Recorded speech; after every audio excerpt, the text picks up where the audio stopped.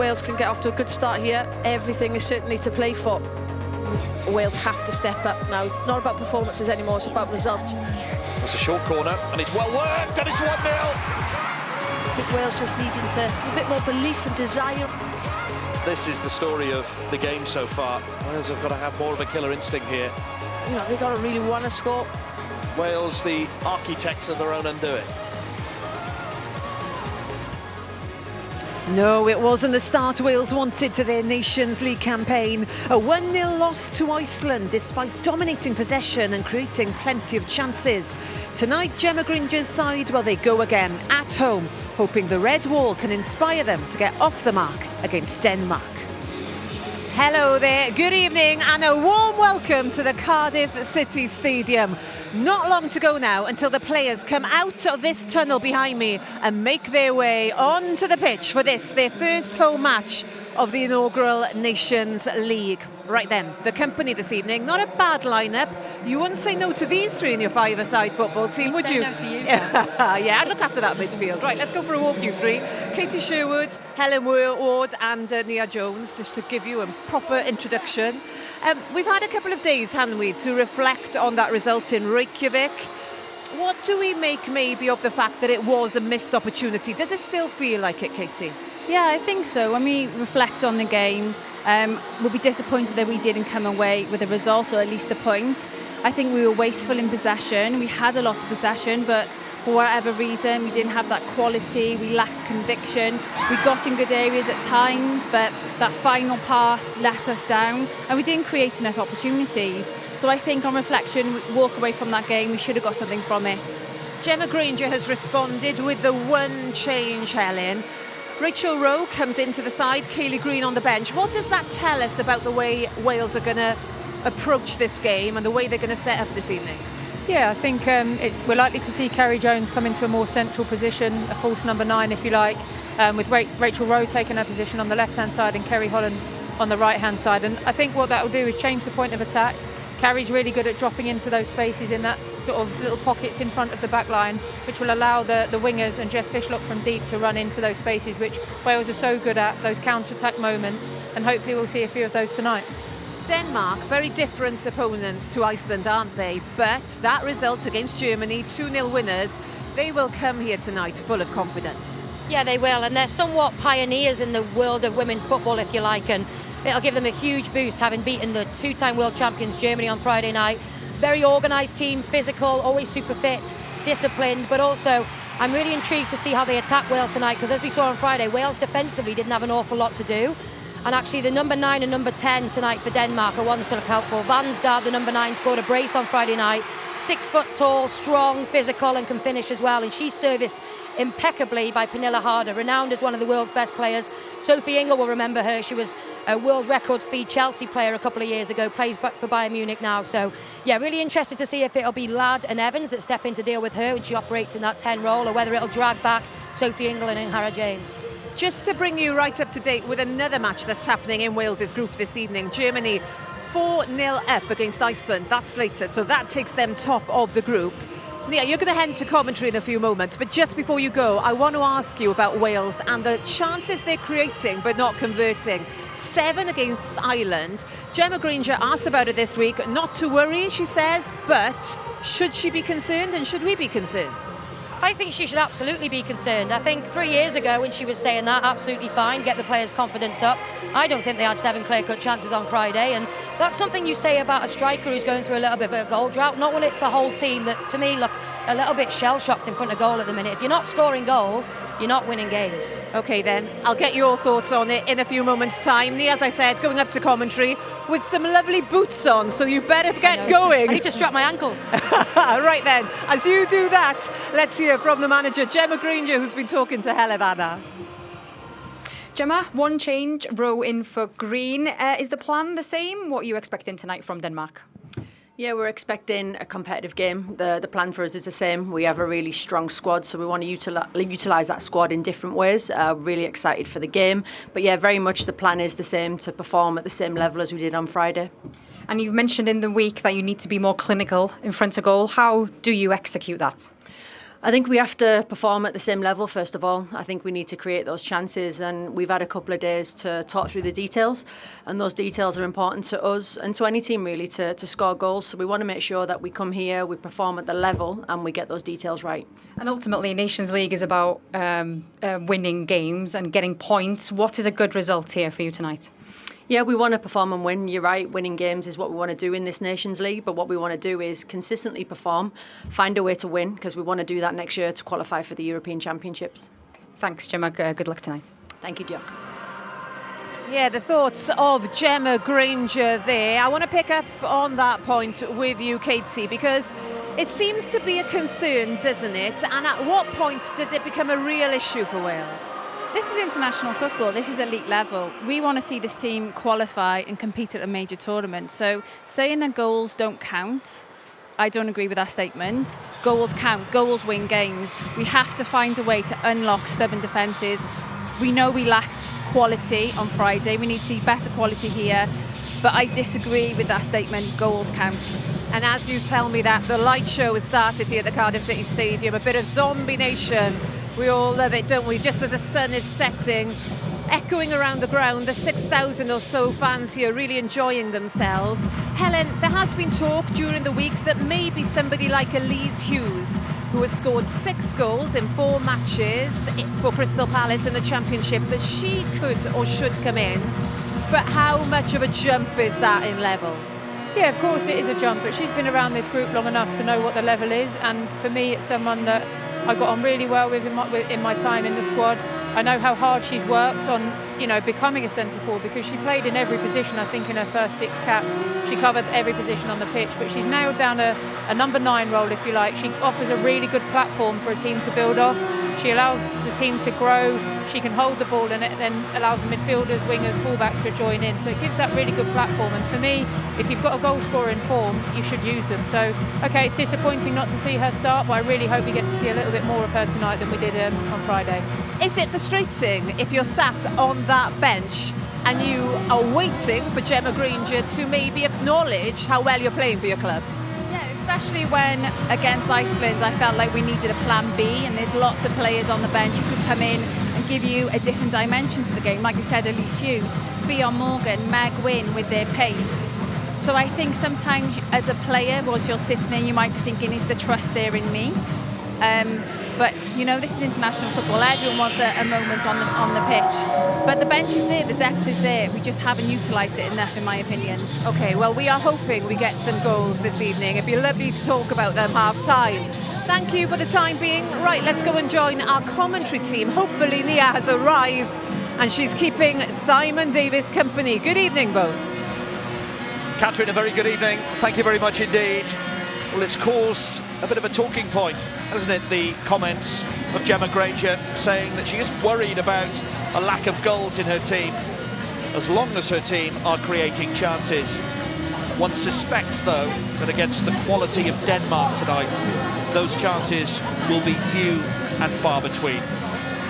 Nia Jones has taken her place in the commentary position. And Nia, a tough test this against a Danish team who put in a really good showing at the World Cup. Yeah, they absolutely did. For those that watched that, they'll remember it took a Lauren James wonder strike to get past them in the group stage. They went through as second place in that group and missed out to Australia in the round of 16. So they're always consistent performers at major championships at Denmark, and I think they're on a new overhaul, if you like, with this new Swedish coach. They seem to be playing some great football, and they'll be a terrific test for Wales tonight. Sophie Ingle leading out this Welsh team. More from Nia to come, and the team news after the national anthems.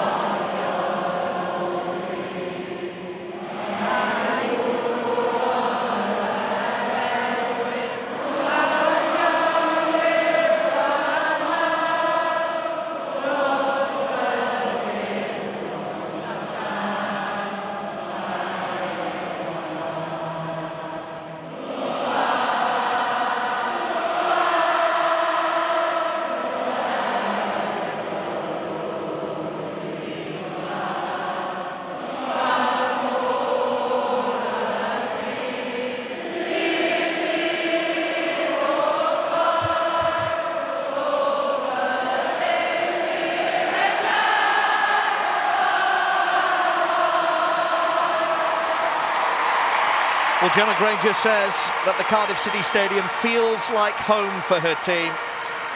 And with another significant crowd, including that man Robert Page, the Welsh men's manager, in attendance, it's easy to see why.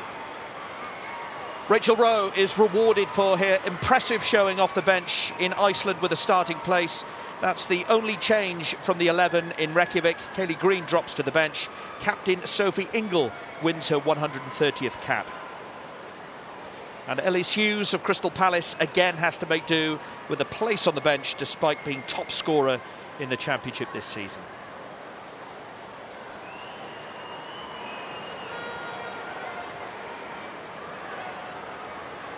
Well, after their 2-0 win over Germany, no surprise that Andre Hjelgaard, the Denmark coach, has named an unchanged 11. Wearing the captain's armband is Pernille Harder, unquestionably the star of this team. This her 147th cap. Currently at Bayern Munich, she won 3 league and FA Cup doubles with Chelsea. Lots of quality on the bench as well, including Sarah Trige of AC Milan and Sunna Brunn of Real Madrid.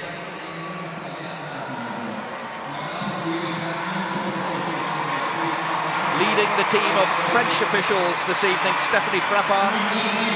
Toya Bayer, the 4th official, could be called into action if, like against Iceland, an injury occurs to the referee.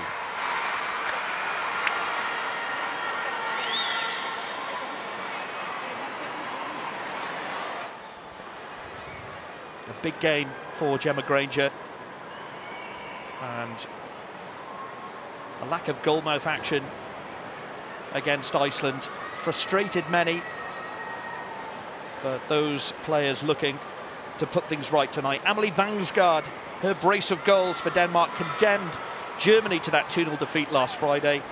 Quality player, she plays for Paris Saint-Germain. And Rachel Rowe, now of Rangers in Glasgow these days, after leaving Reading earlier this year after 8 years of service. And Pernille Harder, what can you say about this star of the Danish side, now at Bayern Munich, and a former Chelsea teammate of Sophie Ingle, no less.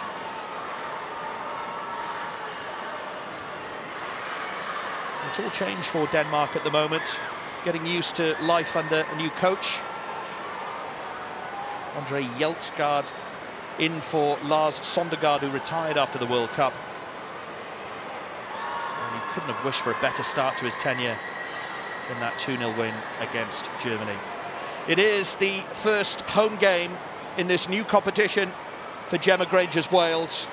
How will they fare against a team fresh from a good World Cup showing? The big question, Mia Jones, will they be clinical in front of goal when they get the chances? Well, that is the million-dollar question, Simon, isn't it? They'll have to be, because I think they'll have far less clear-cut opportunities tonight against this Danish side. Looking back at the stats from Friday, said 12 shots, but only 2 on target. I think that was the biggest work on, that was the biggest frustration coming off the back of Friday night, was plenty of the ball, plenty of positives in possession, but just nowhere near cutthroat enough. Vangsgaard, first touch for a player who scored twice against Germany. It was a ruffle challenge on Rachel Rowe. Already, we're seeing a bit of physicality 40 seconds into this game. Yeah, we'll get that throughout, I think, from this Danish side, but also from Wales. They know how to stick up for themselves. They like that physical part of the game. Everybody here in this squad and on the bench in tremendous physical condition, thanks to the professional environments most of, if not all of them, are involved in now. Svava of Real Madrid losing out to James. Carrie Jones playing in a more central role, moving from a wide position, as Helen Ward said earlier. It'll be interesting to see how that fundamentally changes the dynamic of Wales's attacks.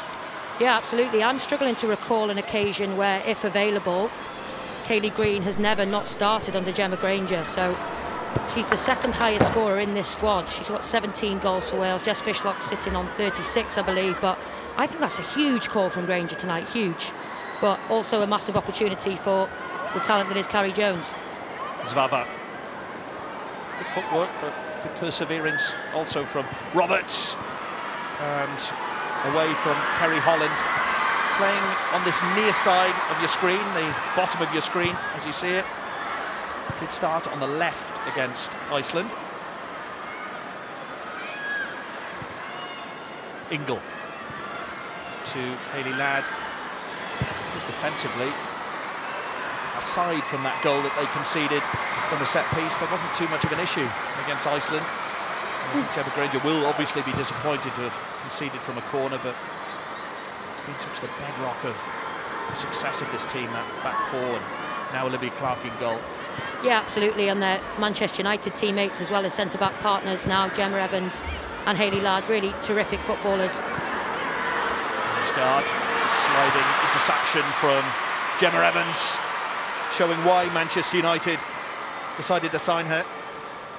Yeah, and she's fantastic at that. She'll often read if a fullback has been drawn out of position. She's played there herself, so more than comfortable to cover in those wide channels if Wales need to. And wearing that protective face mask, as she did out in Reykjavik. Jones trying to charge down Alasaga. It's back to Christiansen of Rosenborg in Sweden. Torgersen.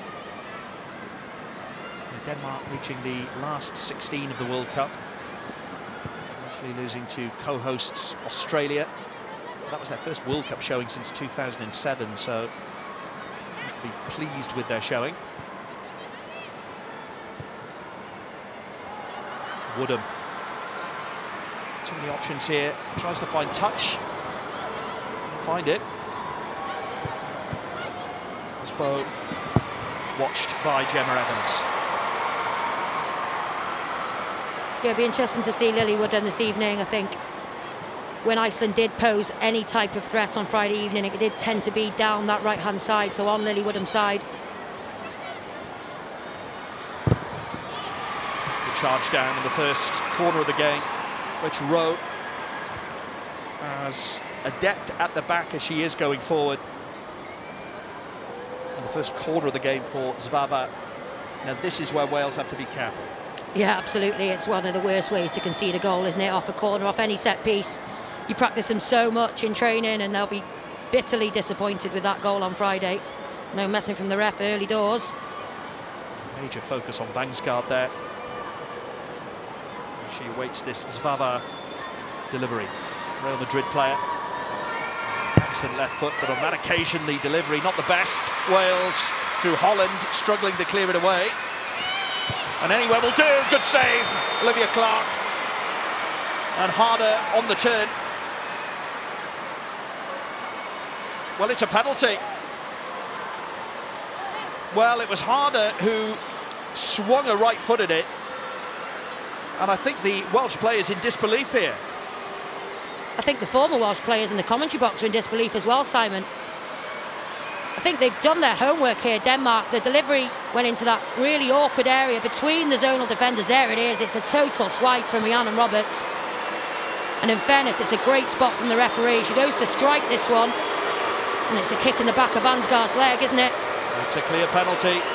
And it's Pernille Harder, the longest serving Danish captain, with the responsibility. Well, the French referee was well placed. And where will Harder place this one? Against Olivia Clark. Very cool. And Denmark have the lead. Wow, what an absolutely nightmare start for Wales, especially with a goal coming again off a corner. I know it's in different fashion, but Pernille Harder, she's not going to miss from there. Surname's Harder, but she couldn't make that look any easier, could she? Just slots it in, cool as you like, and Wales on the back foot already. Very composed and sent Olivia Clark the wrong way. Well, not the start that Gemma Granger would have wanted at all. A tough job has just been made, all the more difficult. Well, it's just deja vu, isn't it? I think they would have spoken all week about the fact that, you know, they weren't tested at all. Was it for that corner on Friday against Iceland? And lo and behold, they've conceded from one again here, Wales. Holland looking for Rowe. Easy one for Torgersen of Inter Milan to deal with. Here's James. Well, on the plus side, it actually might open the game up a little bit earlier than it might have, Simon. Wales are really going to have to attack this. They're at home. They'll be really disappointed with that, but they can channel it into some positive energy here. Evans to Ingle. James.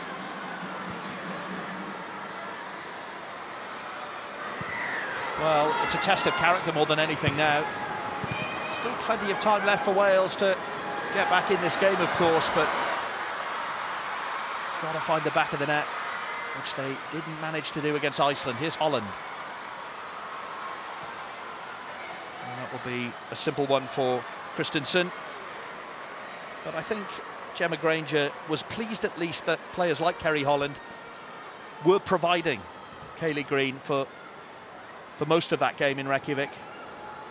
Yeah, I think so, and I understand her comments in the week that have caused a little bit of conversation around the positives that can be taken from the performance. You can't just be judging yourselves on results alone, but you know, we've been saying that for 2-3 years under her tenure now, Simon, and I think based on the performance on Friday, they deserve to come away with that with at least a point. There's no two ways about it. So, you know, I would like to see a little bit more, I don't think the word's anger, Simon, but a little bit more accountability from Granger to put it on her players. Maybe she does it behind closed doors, I don't know, but I think standards for us now have raised, and we need to hold them accountable to those standards as well.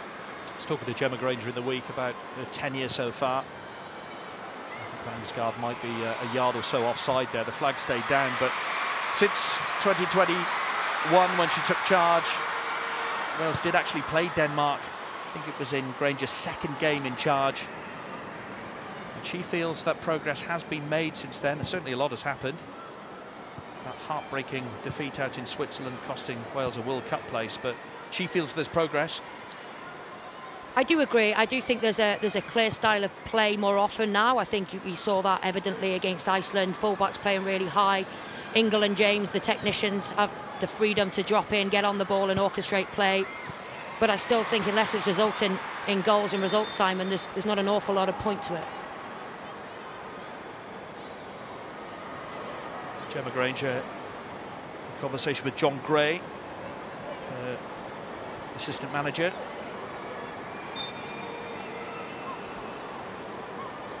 I just wonder as a coach if any preconceived ideas go out the window when you go 1-0 down, not 6 minutes in. She strikes me as a thinker. I'm sure they've got a plan for all sorts of scenarios, but probably Rhiannon Roberts swiping Vangsgaard's calf maybe wasn't in the pre-game booklet. Just play from Via to the side towards Hasbo. I think Woodham was very fortunate. Hasbo decided to come in narrow there. Acres of space on that right-hand touchline. Cole, Torgerson. Wales being pushed back here. Woodham's got in, and it could be 2-0. Harder with her second. And Denmark are cruising. And we've only played 10 minutes. Well, she's Denmark's leading goal scorer for a reason. I think that takes her up to 72 goals, Simon, which is a crazy amount, and she's not going to miss from there. Here it is. They go really narrow here, Wales. They make the first contact, but second ball's so sloppy from Wales, and she just sneaks around the back of Roberts. If she misses it, there's somebody else behind her there. It's a simple tap-in the end, but just a failure to deal with these situations. They do the hard bit. Lily Woodham does the hard bit, and then they're in slow motion there, Wales, to see where the runners are into the 6-yard box. Very rarely do we see Wales ripped apart like this defensively, but they have it all to do now.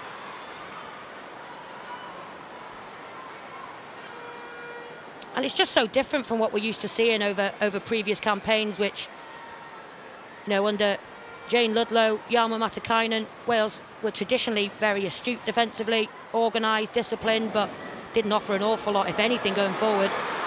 Rowe, heavy touch. And it's Vangsgaard leading the Danish attack here. Evans will play it back to Olivia Clark, who in fairness didn't really have done much about those 2 goals, particularly that second. It was a gaping hole in defence, which you so rarely see, with a back line of Ladd and Evans and Roberts, Lily Woodham as well. No, and I think they're so focused on protecting central areas because of players like that number 10 there, Harder, that they're willing to give up some space out wide, but there comes a point where you have to draw the line, and it's space, too much space. Roberts' pass to Holland not working out.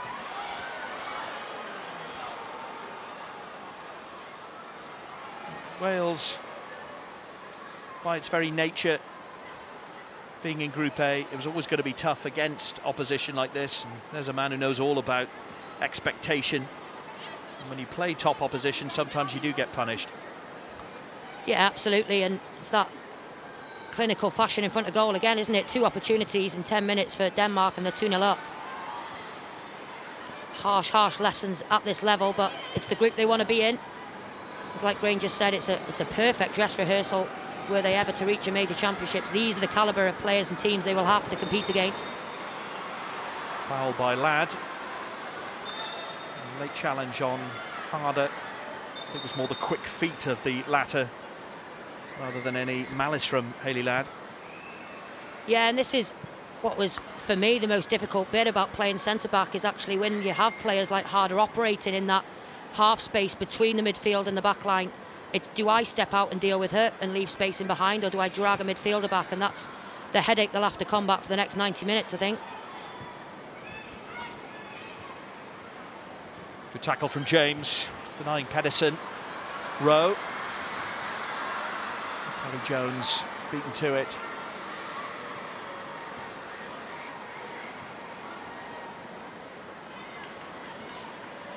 And of course, in this Nations League, there's the task of playing Germany twice as well for Wales, the next game being on October the 27th, but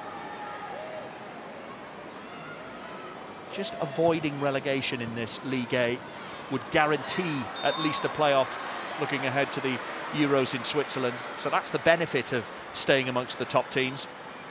Yeah, and if you don't manage to get the results that you crave, then at the very least you can take some positives from the performance. That's not what I want us, though, going into this thinking about. I think at this level now, seeing the growth of this team, seeing the calibre of clubs that they all play for and the level that they're all at now, I think we have to be challenging. Free kick Wales. See Rachel Rowe and Lily Woodham standing over the ball. On a high defensive line from Denmark here. Well, they had plenty of set pieces in the first Nations League game, Simon, but quality wasn't quite there. They'll be hoping to get more out of this opportunity. Lily Woodham with the delivery towards Roberts on that back post with a late run. Rowe. Woodham. Space for Hayley Ladd.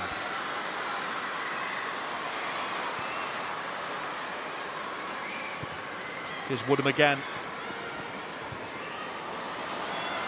Zvava not supported in her attack. That was the main frustration in that Iceland game. Wales seemed to have plenty of the ball and get so far, but just that final bit, as we keep saying. Well, they're not doing the basics at the moment. Zvava. Yeah, I think that was what was most disappointing for me, was, of course, terrifically controlled the game with the ball, but final touch, final pass, final decision, especially in that final third, was just off from some of our biggest, most talented and most experienced players, Simon. So I think they'll have a point to prove tonight. They won't be overly joyed with their performances on Friday, so this is a brilliant way to make amends, but from 2-0 down, I think the shackles have to be off. Balasaga. Interception from Ingle. Via Zvava. James has come across to challenge her. Zvava continues her run. Could fall for her here. Gemma Evans with the important block. Yeah, good recovery. I was nervous seeing Hayley Ladd go to ground there on that challenge, but she got away with it.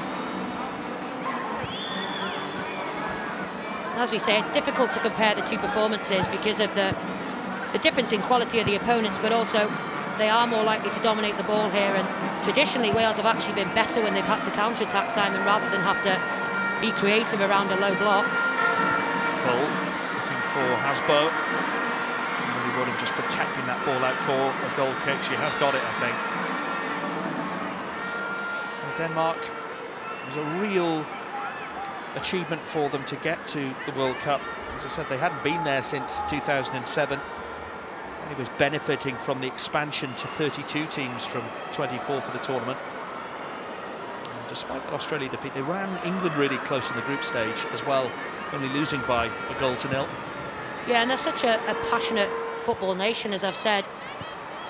One of the real pioneers of the women's game. But actually, when you look at what they've achieved at those major tournaments, probably still striving towards what they really, really like. They finalists in 2017 at the Euros. As you say, sparse in World Cup appearances of late, so they made a great start to this Nations League campaign under the new manager, that's for sure. Losing to the Netherlands in 2017, who were the hosts of that Euros. Carrie Jones with a very different sort of position for her tonight. Worked ever so hard out wide against Iceland, but it's such a tough role, isn't it? And Kaylee Green would be the first to say that kind of lone striker's role. Yeah, absolutely is. And like Helen Ward said before the game, she's a different type of number 9. She's somebody who'll look to come feet, look to get on the half turn and drive at defenders. She's got terrific balance when she runs with the ball. Kaylee Green, the more traditional number 9. She can hold up play, bring others into it, or stretch the back line. So, as I say, I think it's a massive call to drop one of the more experienced players in this group. Kaylee Green, 35 years of age now, for young 20-year-old Carrie Jones. But based on the disappointment in front of goal on Friday, I think nobody can blame Granger for taking a shot. Slight stoppage there, so it was in Denmark's possession. Harder. Via. That's better pressure from Wales. We saw plenty of that in the first game as well, being aggressive when somebody decides to step out and close them down. Don't give these guys time on the ball because they'll punish you. That's much better.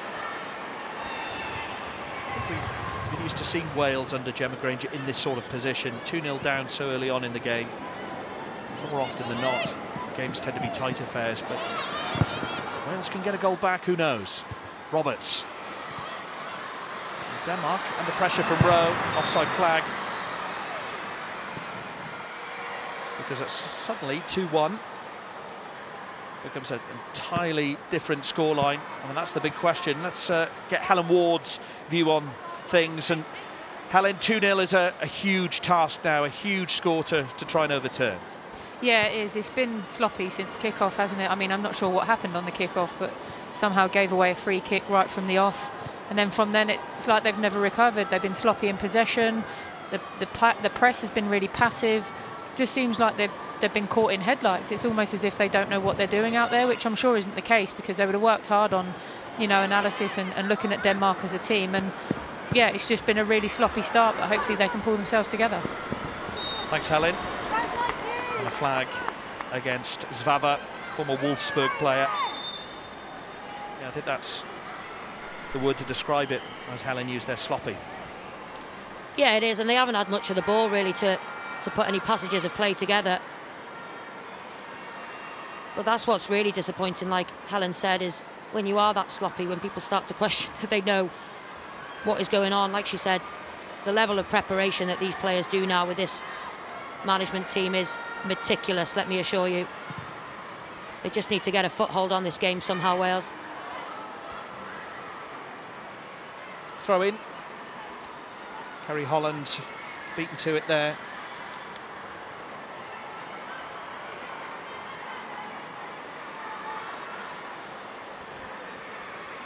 Roberts.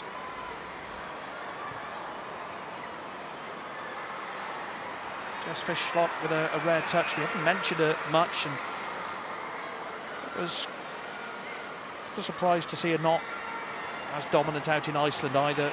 We know the quality she possesses. No, but I think we should also give her a little bit of sympathy for the amount of travel that Jess Fishlock does, the amount of football that she plays. I think it's always difficult when you're flying in from the States and you're straight into Wales camp. You haven't seen each other for months and you have to get going, but a player of her quality, she can flick a switch and she could game a change in a moment. Pedersen's ball looking for Zvava. Good first touch. Options in the middle.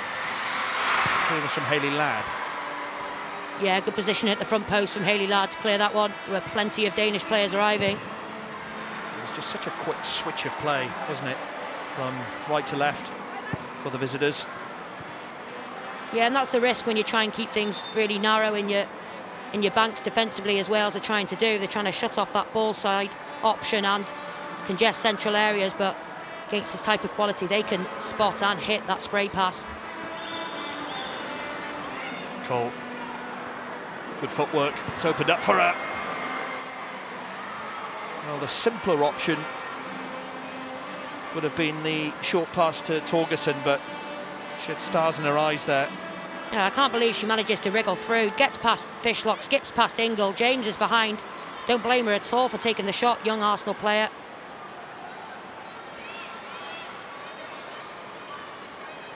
Yeah, first capped was as a 17-year-old, Cole, and that was against Wales. That was that first match at home, or at Cardiff at least, for Gemma Granger. She's dubbed by lots of Denmark fans as the next Pernille Harder. I think it's always difficult when you compare players to some absolute legends in those teams, especially when she's still on the pitch, but that, I mean, that's just a huge compliment. It is. It's so harsh though, isn't it? I think we all want the next Jess Fishlock, or to see who would be the next Jess Fishlock. But I want to be the next Simon Davis, actually. No one wants to be that. But that is an issue, actually. You talk about players coming through, and you compare Wales from that game in 2021, it's largely the same. Gemma Granger is passionate about players like Mary McAteer, for example, who could come off the bench, but for the most part, the team hasn't changed over the last few years.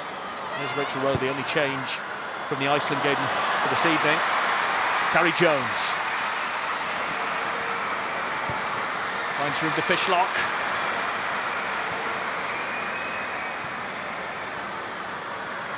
Oh, what a shame. Woodham, the eventual pass letting her down, but much more encouraging from Wales. Yeah, you could hear the red wall getting behind them as well. Really promising attack. Best attack of the game so far for Wales. Rachel Rowe finding Carrie Jones in behind, but nobody really penetrating the penalty box once she'd left it. James picks up the loose ball. Rowe has space. Delivery towards Holland, that's more like it. And that has got the crowd going too. Yeah, great decision from Rachel Rowe, actually, just to deliver and whip an early ball in. Kerry Holland was on her bike, and Jess Fishlock was demanding at the edge of the area as well. Plenty of space for her to eat up the ground. Here it is. Fishlock's in acres there, isn't she? And plenty for Gemma Granger to think about here. Wales can just get a goal back. Who knows what will happen? Ingle, Holland, Rhiannon Roberts, wrong decision. I think she was caught in two minds. Yeah, I think she was. There were plenty in the area. If she decided to just lift one up, perhaps to the back post, comes out, sets from Kerry Holland on the edge, but she's leaning away from it. Plenty of spin on the ball. It's always going to rise up. Ingle does well to get the first contact. See, there's 5 Welsh players in there she can aim for.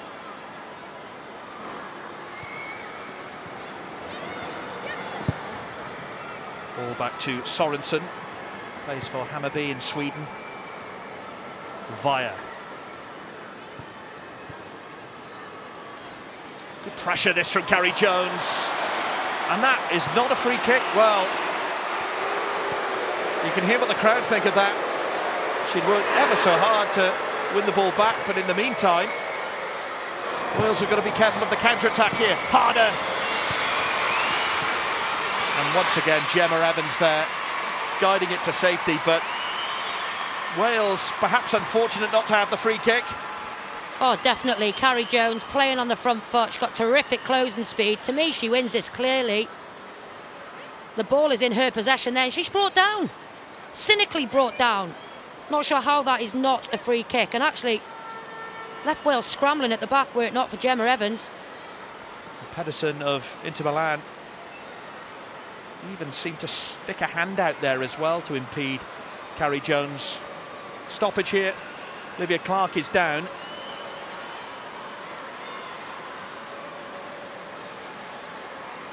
Yeah, I didn't quite see what had happened to Olivia Clark. But it is an opportunity just to take the sting out of that last counter-attack from Denmark. Chance for the players to get a drink, have a chat. They have, of course, got Laura O'Sullivan, hugely experienced goalkeeper on the bench should they need her. Well, let's look back at the goals as we do have a stoppage here. This was the penalty, which surprised us at first, but on second viewing, I think it was a clear spot kick. But how about this for a finish? Yeah, I think it's difficult for Roberts. She just doesn't see that Vansgaard is coming in behind her. But the most disappointing thing for me with the first goal was actually the failure to deal with that first cross in. They have half the players zonal marking Simon and half of them picking up, and Denmark put it right between those two areas. Of course, on that second goal, you cannot give a player of Harder's quality such room. No, it just looked like simple ball watching on that second goal. Easy as you like, free as a bird at the back post. Well, Olivia Clark back on her feet. It does seem she's okay. I'm sure Gemma Granger will be keeping a close eye on Clark. Good turnout, good crowd as ever at the Cardiff City Stadium. Yeah, brilliant. And they're making noise like the whole place is full as well, Simon. It's been a while since they've been able to get behind this Welsh side, and they'll have seen plenty of women's football over the summer, so I'm sure they were itching to get back and support their home team. Yeah, the most attended World Cup finals ever in Australia and New Zealand, and won by a very talented Spanish side.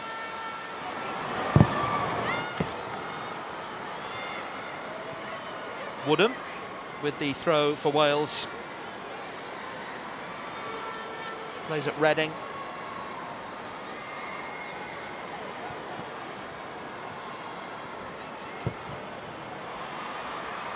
Jones goes up for it. And Sophie Ingle with a lofted pass. And that's been the difference so far. Norway have been crisp in their passing. Vansgaard towards Hasbo. 2 goals against Germany. Plays for Paris Saint-Germain.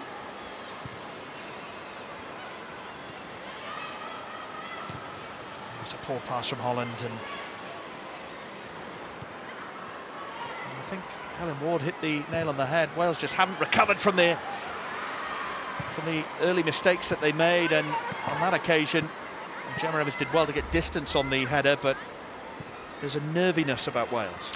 Yeah, there is, and they're trying to play out from the back, which is fine, Simon, but the movement off the ball and the crispness on the pass just isn't there, and they're eating it up here, Denmark.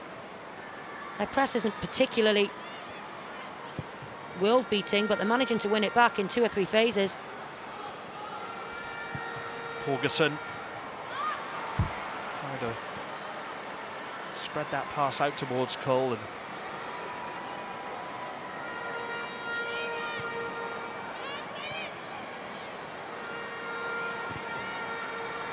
Cole is free here. And Harry James quick to recover, but it's another misplaced pass, and it could let Denmark in here. Anywhere will do. Wales just need to regroup here, you feel. They do seem unsettled. They do. I don't think they'll have seen this coming at all, Simon. I think there were absolutely huge positives to take. Dominated 63% of possession on Friday against a top side like Iceland. 15 places above them, Iceland are. So I think they probably coming into this game with their confidence up in terms of that, but shell-shocked is what they look to me at the minute. Holland leads the charge, does well. Needs support. Has it in Jones. Almost finding the run of Fishlock. Much better. Using her body well there, Gary Jones. Yeah, much better. Kerry Holland, it's the second time she's been out against 2 or 3 Danes on this right-hand side, so great to see Carrie Jones coming in, uses her body well, shrugs her off and spots the little third man run from Fishlock, and it's acknowledged by the number 10. Harder.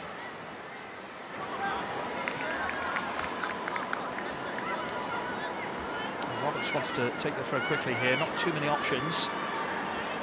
Holland, the nearest player to her, although James has come short as well, is Jones. has worked hard and has had to drop deep. Carrie Jones from that central position. Yeah, and that's why she's in the team. It's absolutely fine. She's got that free role. It actually makes her really difficult to pick up. But what needs to happen then from the players around her is they need to fill in and they need to interchange. If she's coming in short, somebody has to be making an opposite movement and stretching the back line as well. James putting pressure on Cole, too much pressure. According to the French referee, a bit of a shirt pull from Harry James. This 111th cap tonight.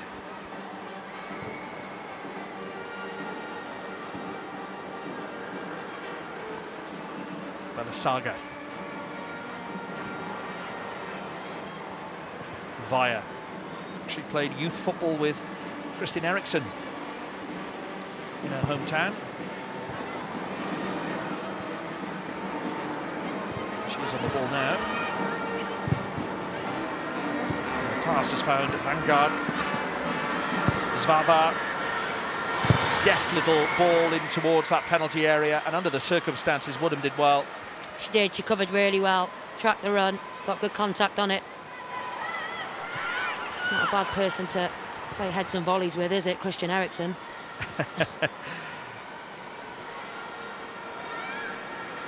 Now of Manchester United, of course.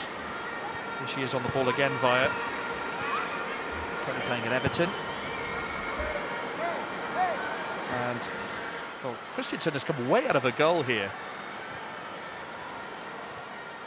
And you just wonder with players like Fishlock and Ingle and the vision that they have, if they spot her off her line, it'll be a risky game to play. Yeah, absolutely, and that was much better press from Wales. You could see Carrie Jones had a little look over her shoulder. Should I go? Is anybody going to come with me? And like a ripple effect, the domino. Often the striker is the trigger. If they go and close somebody down, everybody has to follow. Andre Hjeltgerts there, the Denmark manager, 51-year-old Swede. Spent 6 years in charge of the Finnish national team. Evans has got to commit herself here. What a tackle.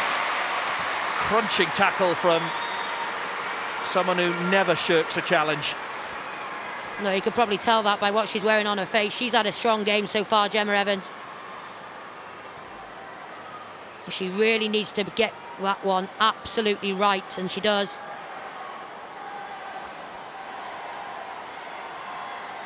Denmark seeking a third.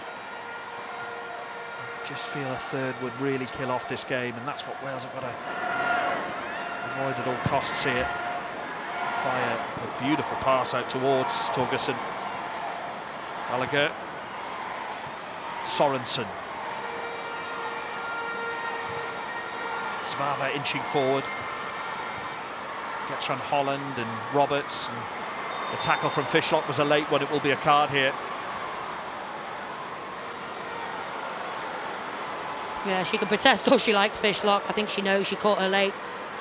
Had spotted, actually, if she was to make it through that gap and get the wrong side of the midfield, it was going to be alarm bells for Wales. Well, that was usually the speciality of Jess Fishlock, that sliding interception. Winning the ball cleanly, but it's a yellow card and it's a free kick to Denmark here near, and defensive organisation paramount. And I think whoever the coach is in the dugout who's in charge of organising Wales for set pieces is almost as nervous as me here.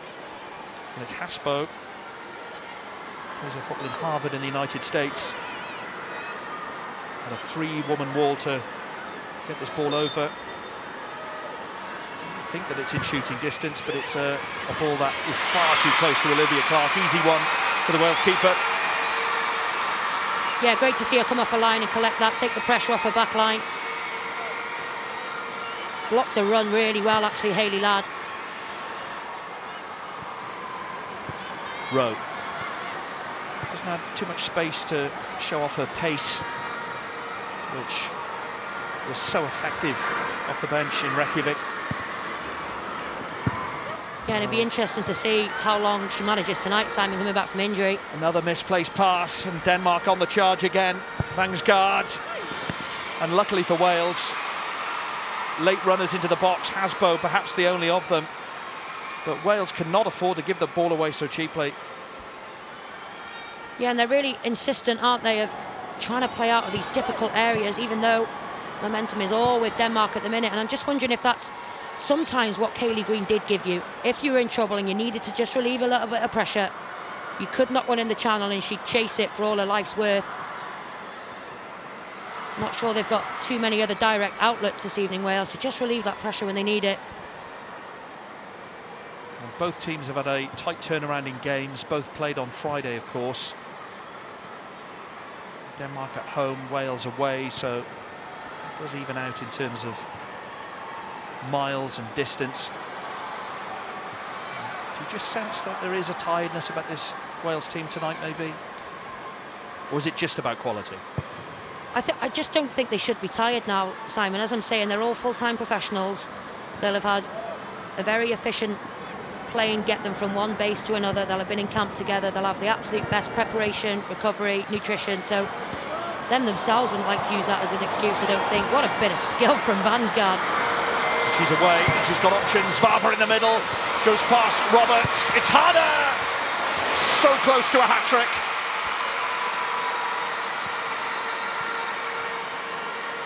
Wow, they've got away with one again. I can't believe Harder, player of her quality, has missed the target from here. It started with an emphatic bit of skill from Vansgaard out wide. Rhiannon Roberts gets something on it, but they're so overloaded at the back post, Wales. You're just waiting for that far corner of the net to ripple out. You look at that from the PSG striker. You spoke about it before the game, but that is oozing confidence. You can see what the Danish bench think of that. Sometimes no substitute for quality. And Hayley Ladd was well beaten there. It's great invention, but you know, in the build-up, why is Hayley Ladd, the centre defender, having to be closing down a striker in that wide left-hand channel? Drags everybody else out of position, which is why we saw 2v1 at the back post. Just so unlike the Wales we're used to seeing, usually so organised. Good play from Woodham. Good run from Woodham.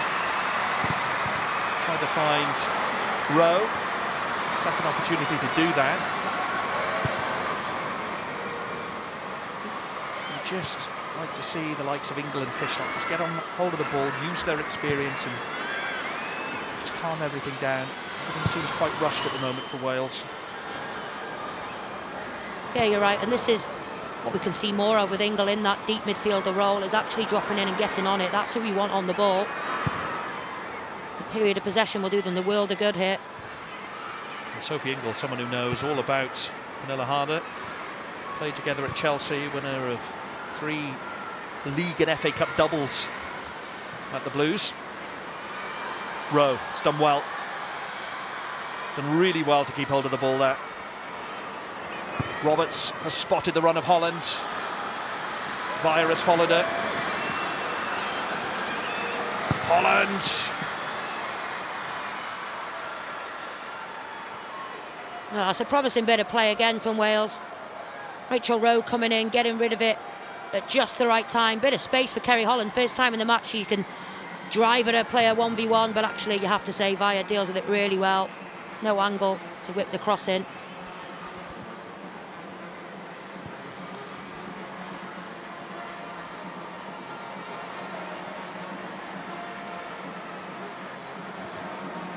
Carrie Jones again hustling from the front, trying to close down. It's just she needs those behind her to also have that aggression and assertion to also go when she goes.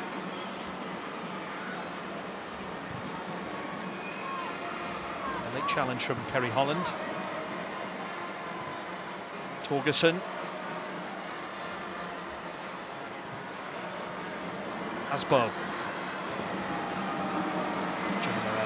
There again, and wins the free kick on this occasion. Well, if you are to pick a positive, and I think you did so earlier, the performance of Gemma Evans so far is certainly that, despite the scoreline. Yeah, absolutely. She's having to do a bit more work than I'd like her to have to be doing, but really growing into a really reliable professional for this Welsh side. Great flick on from Jones to Holland. Fishlock, oh, just lost her footing. What a shame. Yeah, totally expected her to play that wide to the left to Rachel Rowe. You can see her frustration. Wasn't expecting that setback from Holland at all. And she did acknowledge Rachel Rowe as well. Apologised for the slip. Well, these things happen, but the overlap was on. That was Fishlock's disappointment there. And I think that's probably how they'll see some joy tonight as the match goes on. Hopefully Denmark spend long periods of possession with the ball. Actually, there should be a counter-attack option on for Wales, with Holland and Rowe attacking either side of Carrie Jones. James. Well, the attack is on again, and Wales do have a few numbers here. Among them, Kerry Holland, who's in. Well read by the goalkeeper. Full marks to Christensen. Yeah, brilliant ball from Rhiannon Roberts, received on her back foot. First thought is, can I hit Kerry Holland around the corner? It's an intelligent run from Holland. She holds it really nicely. Beats Via, but Christensen, as you said, lightning off her line. Yeah, it was well read by the goalkeeper of Rosenborg, who's been a mainstay in this Danish team ever since she found herself with her first team opportunity after a COVID outbreak during the pandemic, and hasn't looked back. Has taken her chance. Fishlock, good footwork. Back to Christensen. What have you made of this first half, Nia? Well, I think it's difficult to assess the performance, Simon, based on how early they actually conceded that goal, and in the type of fashion that they then conceded the second. Would have been really intriguing to see how they settled into the match were it not for those goals, but of course we can't look past it. Oh, lovely pass from Fishlock to Rowe, back to Fishlock. Well, that would have been the most exquisite of 1-2s between Jess Fishlock and Rachel Rowe. How about that for a touch? Oh, there's Fishlock's quality shining through, and that's what it's going to have to be to beat this Danish side. They're so organised. The first time ball around the corner, a little bit of quality is what is going to open them up. Great for her to carry on a run into the box as well, but I think that as well sums up the story of the half, and story of the week probably for Wales is that final ball, Simon. Harder could be in here. Ladd has got to be inch perfect with her interception, and she was. Does really well, because it looked to all the world that Harder was going to win that foot race with Ladd, but great recovery from the Manchester United centre-back. And she was coming from behind and had to make that sliding interception, never easy. Wales do not want to concede before half-time. 2-0 is not unsurmountable. 3-0 perhaps would be too much. Zvava, lovely flick. De Vaya. It's a corner. Off Ladd. Well, I think Wales would be glad that doesn't have a bigger number on it than 3. Just a simple give and go there from Via, the left back. Nobody follows her run. Again, they've got a dangerous corner here, Denmark, and this is not the time to concede a third, as you said.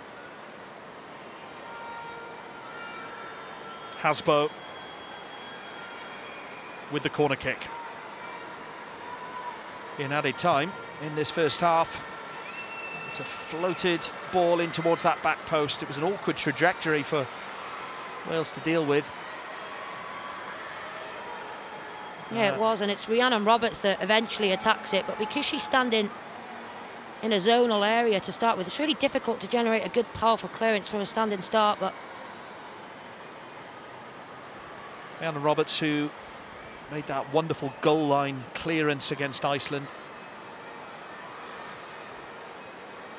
yeah, she did. She played well on Friday night. Via. It's a ball over the top to Harder again, but Ladd was up to it. Roberts. Fishlock out wide now. Balasaga has come across to deal with the threat of Fishlock, and there is still time for Wales to threaten this Danish goal, Nia. Yeah, it's better seeing Jess Fishlock with those attacking runs towards the end of this first half. It's what they need. Rowe trying to find room for the cross. Comes out to Holland. Well, it was there to be hit. And it was the side netting, not the back of the net. Yeah, it was. It's good intricate play to start with. Rachel Rowe tries to fizz one across. the block falls really nicely to Holland, and she just slices across it with the outside of her foot. But positive to see more bodies up there for Wales. You can argue that, again, Fishlock in acres on the edge of the box, and just that moment of calm in those areas. Again, make the right decision when all the adrenaline's pumping through your veins.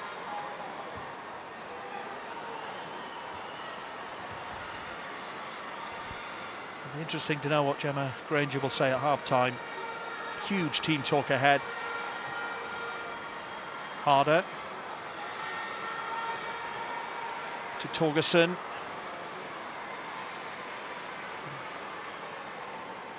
And that may well be that for this first half. Lots of disappointed faces, frustrated faces, I think, more than anything. The game is far from over.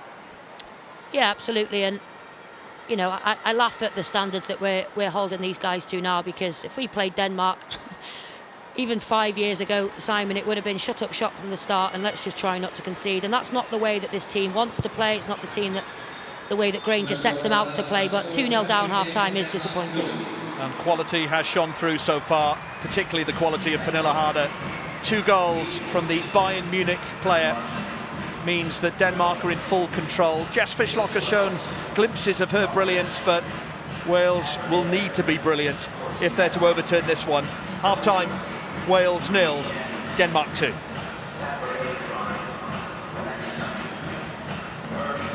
Well, half-time couldn't come soon enough for Wales, could it? A goal down after 5 minutes, then Denmark doubling their lead after 10. Harder with a second, and it is now a very long way back for Wales. And that is not the Wales we are used to seeing defensively. I think you summed it up really well in that first half.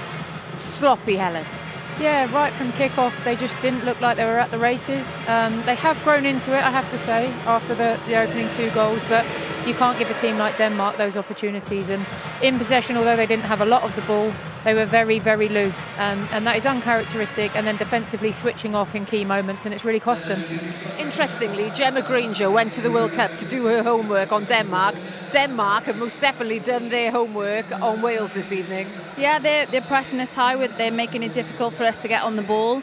But like Hal said, we've built this team on strong foundations defensively, and I feel like there's too many gaps. The distances between units just haven't been right, and it's allowing Denmark to get in behind us and exploiting the space, which we want to do against them. OK, then let's start with the first goal. A really bad start, isn't it, after 5 minutes? From a defensive point of view, Katie, what's gone wrong here for Wales? It's disappointing because we conceded from a set piece in the previous game, but again, it's about reacting. This front zone here, Sophie Ingle actually does well. She clears the danger, but it's the second ball. It's a poor clearance from Kerry Holland, and it's a reckless challenge then by Rhiannon Roberts, and well spotted by the referee. But we have to do better in these set-piece situations, and it's a cool finish there by Harder. She's clinical, she's never going to miss from the spot. It's taken well as well, isn't it, that shot? You'd be happy with that penalty? Yeah, she's given Liv Clark the eyes, gone to look for the other corner and just rolled it in, sent her the wrong way, and, you know, a player like that's not going to miss that opportunity. Technically, they look so good, don't they, Denmark? And that second goal, it's well worked, isn't it? It is well worked, but for me, I think the press is too passive. I think it's sort of going through the motions a little bit, whereas we're used to seeing a Welsh midfield in particular really getting at their opponents, being tight on them, but there's too much space. She's got in here, she's been able to turn 2 players effectively, slip the ball through. Hayley Ladd's been drawn out. You've got 2 centre-backs outside of the width of the post, and then Rhiannon Roberts, she hasn't opened up, which is uncharacteristic again, but she is 2v1 at the back post, and she's going to need a bit of help there. She can't do it all on her own. Yeah, it's a sequence of errors here. Like Hal said, we're not tight enough, we're not protecting, we're not screening the back 4. And number 6, Hasbo, she's finding space in between those units. And again, we just haven't dealt with it. And to be overloaded at the back, Rhiannon Roberts, that's not like Wales. Harder is such a dangerous player. She doesn't usually miss. And to be fair, it could have been 3-0, couldn't it? Yeah, you know, there's been plenty of opportunities for Denmark. And again, it's the same situations. That is fantastic trickery, by the way. Not many players Lovely can get stuff, past yeah. Hayley Ladd like that. But again, there's 2 players free on the back post.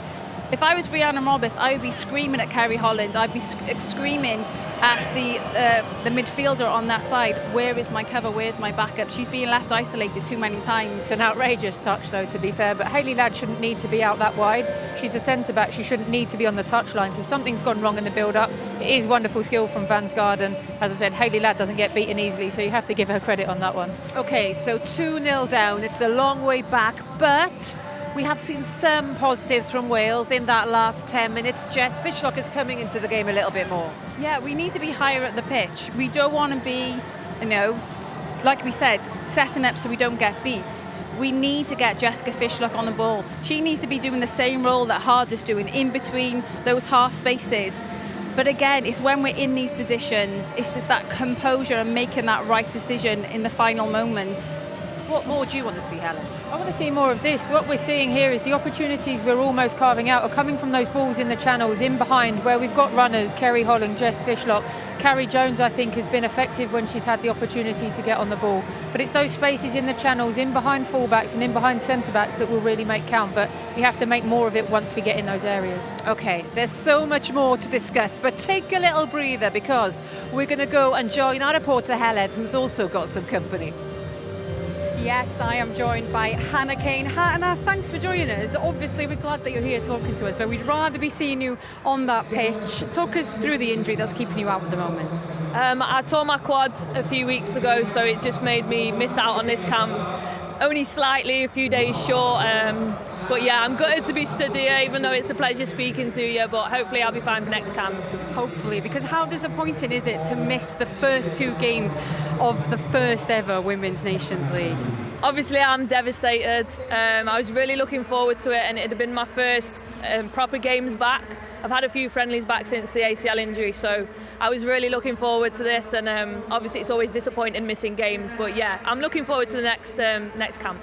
You've been so open and honest about the ACL injury that kept you out for, 14 months, the mental and physical side of it.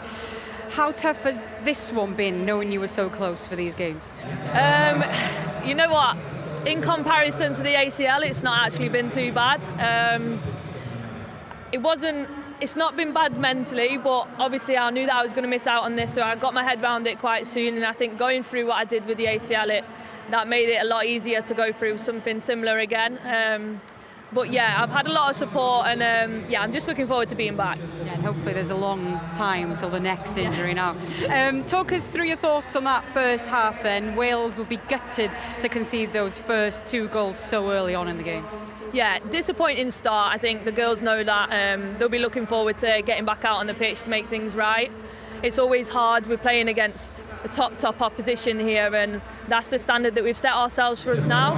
So yeah, disappointing start, but they created chances towards the end of the game, so they'll be looking forward to going again. Yeah, performances have been so good. The standard is now set so high, like you said. The second half is on its way. Thanks for your time, Hannah. Thank you. Thanks. Yeah, good to get the thoughts there of Hannah Kane. Right then, at the end of last season, this one here decided after 22 seasons, can you believe it, that you were going to hang up your boots once and for all. But over the summer came the opportunity to take up a new role and stay with Watford and the Hornets.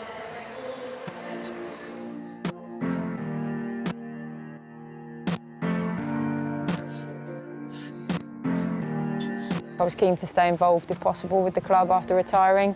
It was put to me if I'd consider taking on the job as general manager. The more I thought about it, the more I thought, you know what, it's going to be nice to be involved in an important role. Very much out of my comfort zone. There's lots of things to it that I'm learning every day. Is that one on yet? No. With the championship, you obviously have to have certain branding around the ground, including these very fetching purple corner flags. We've got corner flags. When they say general manager, they really mean general. I feel very at home in this part of the pitch, in and around the 6-yard box. It's where I was most at home for, 22 years?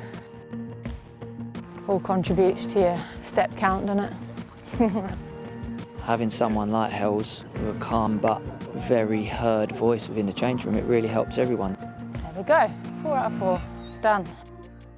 On the pitch, she contributed really well last year, and all of her experiences that she's been through in her whole career are going to help the other players this year.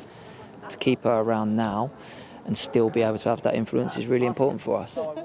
I think just because she's not on the pitch, it's not like she's disappeared. Like, she's very vocal in the change room, in the huddles. She's great to have that link between staff and players as well.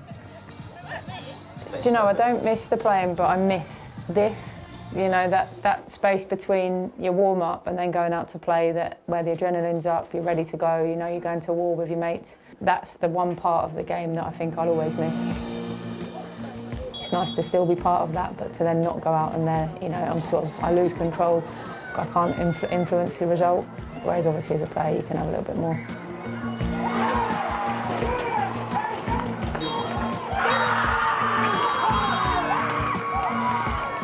We've had chances to win it today.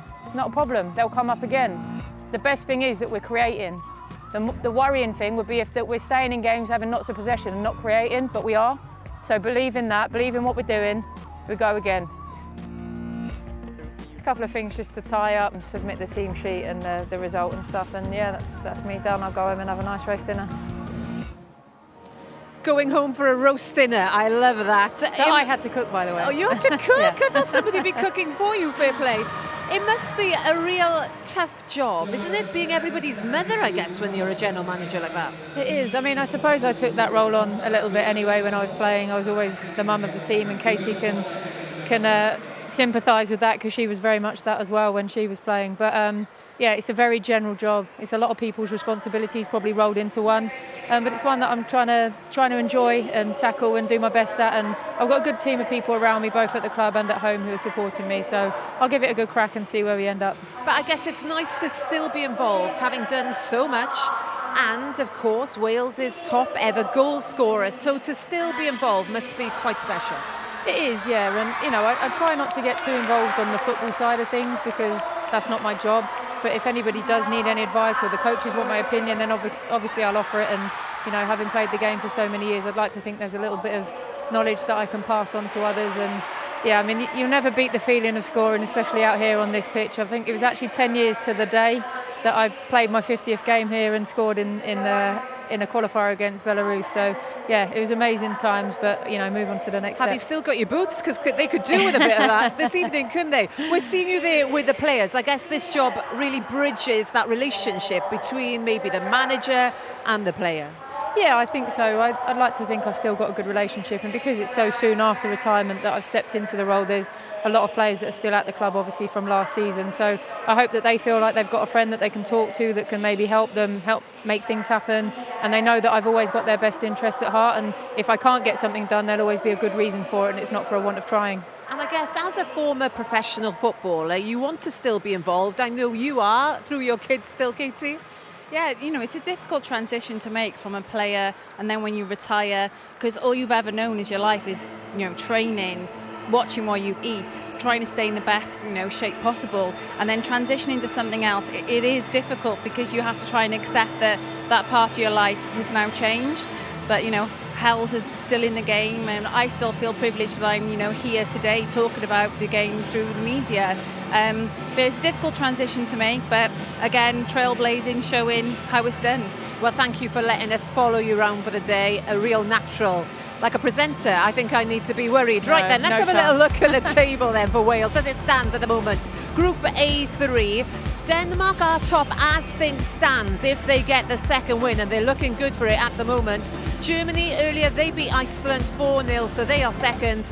Well, and that is not happy reading for Wales, is it? Right down at the bottom, having played 2. And if things stay as they are now, they will have lost 2. Not where they want to be. So I guess the big question in that changing room, will Gemma Granger be thinking about changes? Because when you're 2-0 down, OK, it's not all finished, but you need something to change on the pitch, don't you, if you're going to get yourself back into the game? You do, of course, and it's not something we see often from Gemma. I do think there might be a forced change, because I believe Rachel Rowe is potentially only allowed to play a certain amount of minutes, so that might be one which is disappointing because she's obviously such a threat. But for me, I would potentially look for another 1 or 2 changes because it's not worked so far. And the game needs something. We need goals. And very quickly, Katie, for you, would you like to see anybody come off that bench? I think Kaylee Green will be raring to get on. She wouldn't have liked the fact that she's been, put on the bench this evening. She'll be wanting to come on and make an impact. OK, thank you both for your comments. A long way back for Wales, but here they go. Can they change this second half? Back we go to Nia and Simon. Thank you, Catherine. Yeah, a long way back. Improbable, some might say. Certainly not impossible, Nia Jones. No, and let's hope this rendition of Zombie Nation gets them off to a better start than it did in the first half. I'm hoping they've had a stern talking to it at half-time from Gemma Granger or from the senior players in there, because we can talk about how good Denmark are, we can talk about the growth of this women's side, but actually just the personal standards of the Welsh players out there, they won't be happy with that first half outing. So I'm sure we will see an improvement in intensity, in quality and in effort for the second half. Well, Katie Sherwood called for Kaylee Green to be introduced, and she's going to get her wish. And you talk about commitment, you talk about goal-scoring ability as well, let's face it. They don't come more experienced in this Welsh squad than Kaylee Green. No, she's led the line for Wales brilliantly over the past few years, and not many people will know she played a large chunk of her club career at centre-back. Has played there for Wales as well, and the transition came under Jane Ludlow, and she's taken to it so well. She brings that bite that you need as a defender to that role, and they're going to need that in the second half. And we'll see a bit of a rejig in terms of formation as well. Kaylee Green, I'm sure, through the middle. And for Gemma Granger's team, I'm sure that will mean that Carrie Jones may move back to a wide position. And we'll wait and see. There is the option of going with two up front, but it'll be interesting to see how this pans out. Yeah, really interesting. What's positive about Holland, Jones and Green is that they're used to playing in any of those front three roles. There's good interchange and movement between the three, and as we said, actually Kaylee Green will be itching to join in some attacks and run beyond Carrie Jones, I'm sure. Well, there is confirmation. Rachel Rowe making way. Rachel Rowe could be too disappointed with how she did at times put in some good crosses from the Welsh left, which is where Carrie Jones is now. Sorensen with the foot. Is it a corner? And it still falls for Jones. Throw in. An early goal would mean so much to Wales. Yeah, it could change the whole dynamic of this second half. Denmark won't be expecting it, and all of a sudden might be a little bit more tetchy, but so far they're in cruise control. Green tried the flick on. James. Ingle. Woodham. Still going.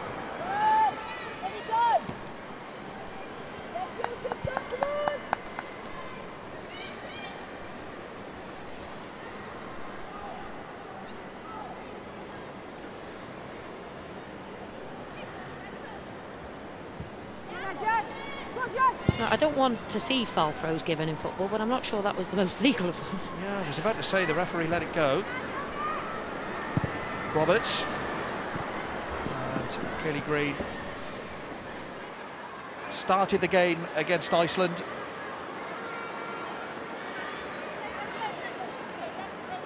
Does play in the Championship with Charlton. Green. Towards Jones. Away by Christensen. Well, Wales have come out of the starting box pretty quickly here for the second half. Yeah, already a million times better than how they came out in the first. They haven't conceded a corner or a penalty, Simon, so that is a massive positive. But no, jokes aside, I think they're pressing higher up the pitch. They're closer to each other in terms of offering for the ball. I think that helps massively.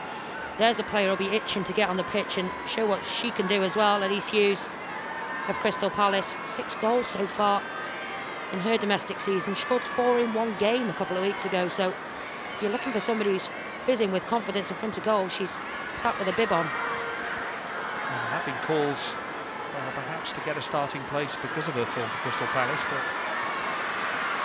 Gemma Granger has not ruled out giving her first team opportunities in the future, but Not tonight.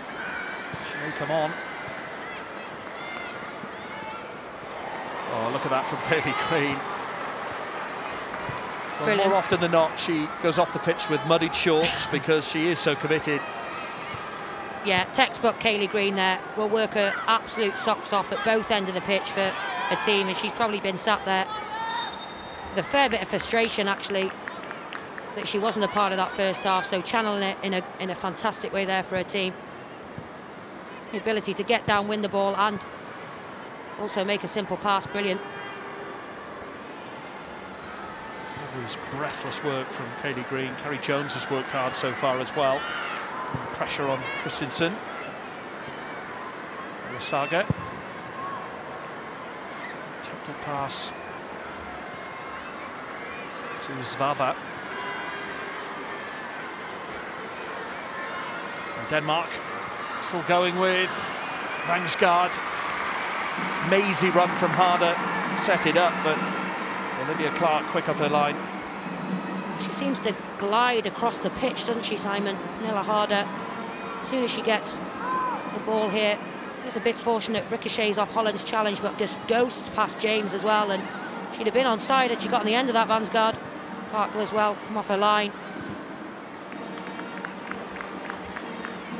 Saga plays for Kansas City.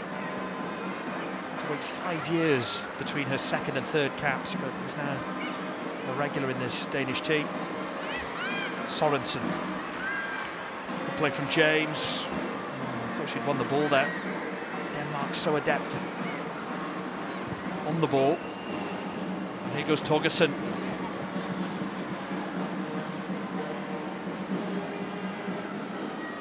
Well, Denmark may be guilty of putting their foot off the gas since scoring that second goal. They have earned the right to do that, maybe. Yeah, and I also think Wales have tightened up in key areas. Spaces between units are slightly better. They definitely grew into that first half, but you have to start tight and organised against these sides. I think we've asked for more attacking football, but you can't leave yourself open that early. Green. Jones waited for the pass.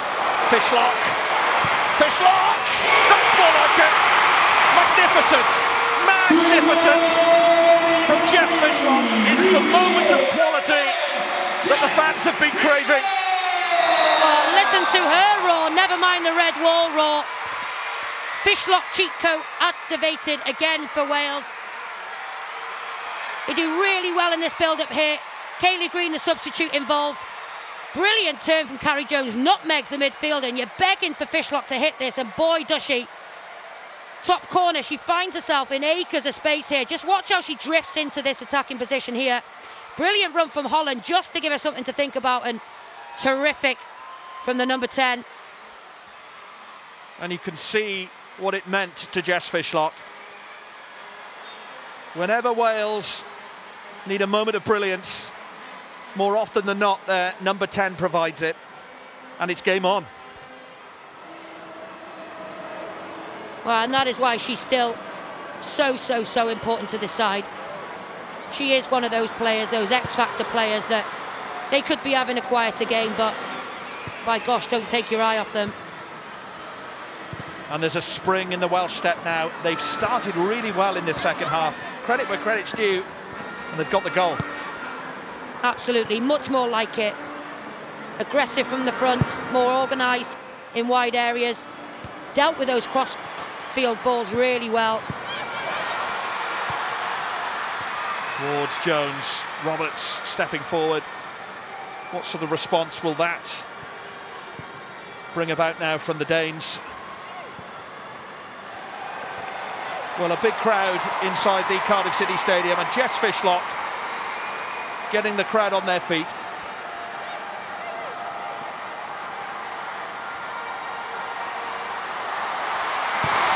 Ball in towards Fishlock. James, Green on that back post. Wales are getting closer. And suddenly we have a different game now. Well, it's amazing what a little bit of momentum can do to a side. So much more belief just in the way that they go about their business here, Wales. 1v1's much stronger. They're there on the Danes' first touch. They were half a second behind in that first half. Well, Jess Fishlock, maybe just a bit of cramp here, but that's her 37th goal on her 143rd cap. She has meant so much to Welsh fans over the years, and she's still doing it at the highest level. Oh, it's a remarkable stat, isn't it? 37 goals for your country from midfield. I'm sure Helen Ward is getting a bit twitchy down on the touchline.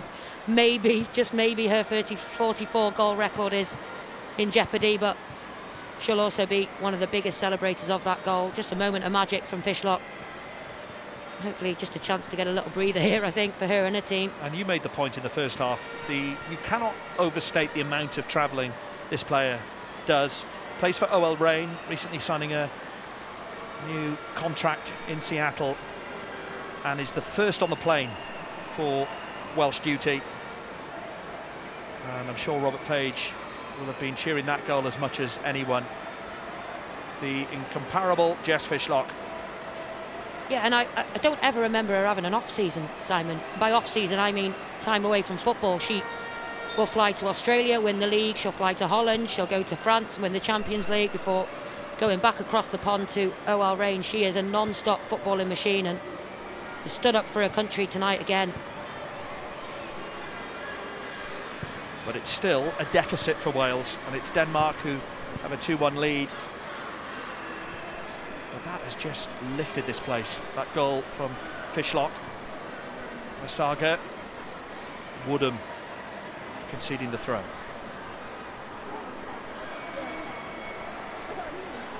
How many times over the years, I always remember that Bosnia playoff here at the Cardiff City Stadium when we were destined for penalties. And then Jess Fishlock came up with the goods in that game and so many other games over the years. Absolutely. Sliding interception from Roberts to Jones. And there is a spring in the Welsh step now. Yeah, absolutely. Again, just the aggression from Roberts, that's what we're used to seeing from her time and time again. She loves a 1v1 battle, and the distance in which she is away from her opponent just a little bit closer in this half so far, and it's putting Wales on the front foot. And if you think about going back to Jess Fishlock, all the best players of all the best nations over the years, you could talk about Gareth Bale, you might talk about Cristiano Ronaldo in that same bracket as well.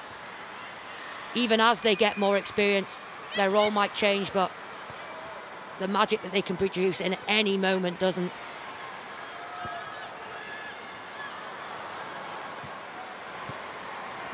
Rhiannon Roberts conceding the throw, but Wales will be aware that just avoiding a bottom place finish in Group A3 is the most important thing, because it would guarantee at least a playoff in Euro 2025 qualifying. So how you place in the Nations League directly affects how you can qualify for Switzerland. And actually what it does do is give what would be just friendlies in years gone past a competitive edge. That's lovely play from Cull, and offside against Harder. Yeah, and really, this has got a competitive edge to it. Absolutely it has. There's something on the line.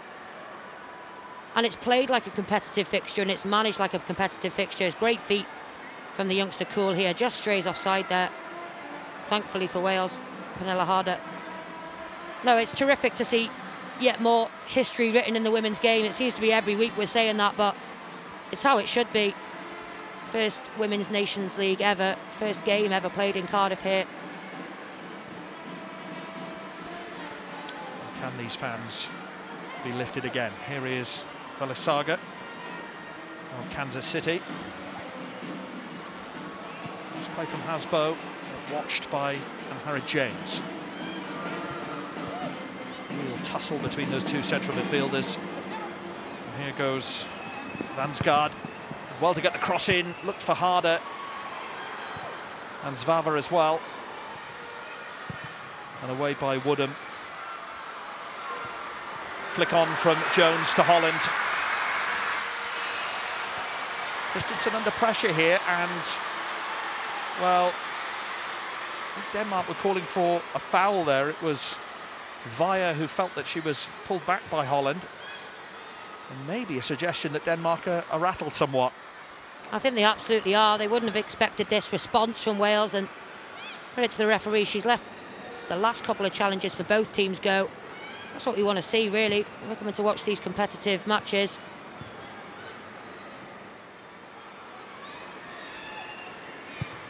Saga. Roberts with the touch. Zvava of Real Madrid. They're all queuing up for it. Players waiting in the middle here. Among them Harder. Comes back out to Cole. Wales working hard defensively here. Torgerson. Good cross. Away by Evans.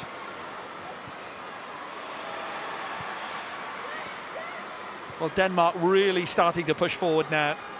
Yeah, it's wave after wave of Danish pressure, isn't it? And they're allowing this ball time and time again, Wales. They're happy for it to go wide. They'd rather protect central areas, but... Zvava's cross, it's 3! And it's turned in by Torgerson. Wales' revival is short-lived. The simplest of finishes for the Inter Milan player, Torgerson. And Denmark restore their 2-goal lead. Well, it's so disappointing because Wales have come out so positively. But in this wave after wave of Danish attack, they're queuing up here. The Welsh backline look okay here. There's 5 of them there, but they don't stop the cross. They don't close it down. It's a delicious little chip. Evans does well to block Vansgaard, but she's totally unmarked at the back post there. Torgerson, and it's a simple tap-in again. It's an important goal for Denmark. And the second international goal for Torgerson of Inter Milan. Bit of a comeback story for her. She suffered a really bad ACL injury, which meant she missed the European Championships in England, but she's back and on the score sheet, and it's back to a 2-goal deficit for Gemma Granger and Wales. It is, but I hope it doesn't affect now what they do for the rest of this half. I hope it looked to all the world like the wind had been totally blown out their sails in that first half when they conceded Wales, but they've started really well here. And they've probably been the better team for this second half. Again, for me, if we look back at that goal, it's avoidable. It's a simple cross and finish from a wide area, which they will do time and time again in training, Wales. It's so unlike Wales. Katie and Helen were saying that at half-time. What can they do down the other end? Green looking for either Fishlock or Holland. Ingle. Green just protecting the ball from Torgerson, the goal scorer, did well. James, Ingle. Here's Fishlock. You must remember the quality on show from Denmark as well. That's not diminishing Wales's abilities, but you always felt at the start of this group it would either be Wales or Iceland who would finish in that 4th place, and at the moment it seems that is the way that the group is going to pan out. Yeah, they are on paper the 4th seeds out of 4 in that group, but if anybody watched that game against Iceland, Wales by far the superior team in terms of quality, controlling the game. And if you look at individual players, there's not a lot that you would change about this side. As I say, you look around the clubs that are attached to these players' names now: Manchester United, Tottenham Hotspurs, OL Reign, top professional clubs, and that's why I firmly believe we should still keep raising those standards and asking for more. Can we turn positive performances into results, into points? Evans. Harder. Still looking hard even at this stage of the game. 3-1 up. There's an intensity about this Danish team who reached the last 16 of the World Cup, losing to Australia in Sydney. And that's sorry, Simon, and that's something, of course, that they do have in abundance over Wales's major tournament experience. You can't buy that. You can't really train for that. And that's what this Wales team crave. Holland, the space, tries it, on target. Not really one to test Christensen in the Danish goal. Oh, it's always going away from her a little bit. It's a good one too. Rhiannon Roberts does well to carry on her run because that drags the defender away. It does open up for Holland, but doesn't quite get the power on the shot she needs, and she had other options as well. Holland of Liverpool. Fishlock. The ball trapped under her feet. Could order Jones. James did well to win it back. I don't want to concede another. It would be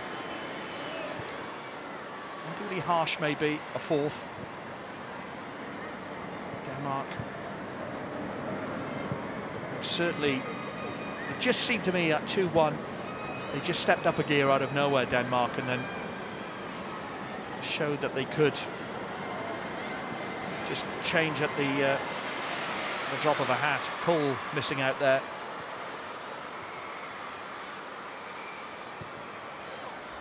Clark. So calm from Hayley Ladd. No, she's out of position. She's had to carry on with the challenge to wriggle that back for her side. We know she's comfortable in midfield as well.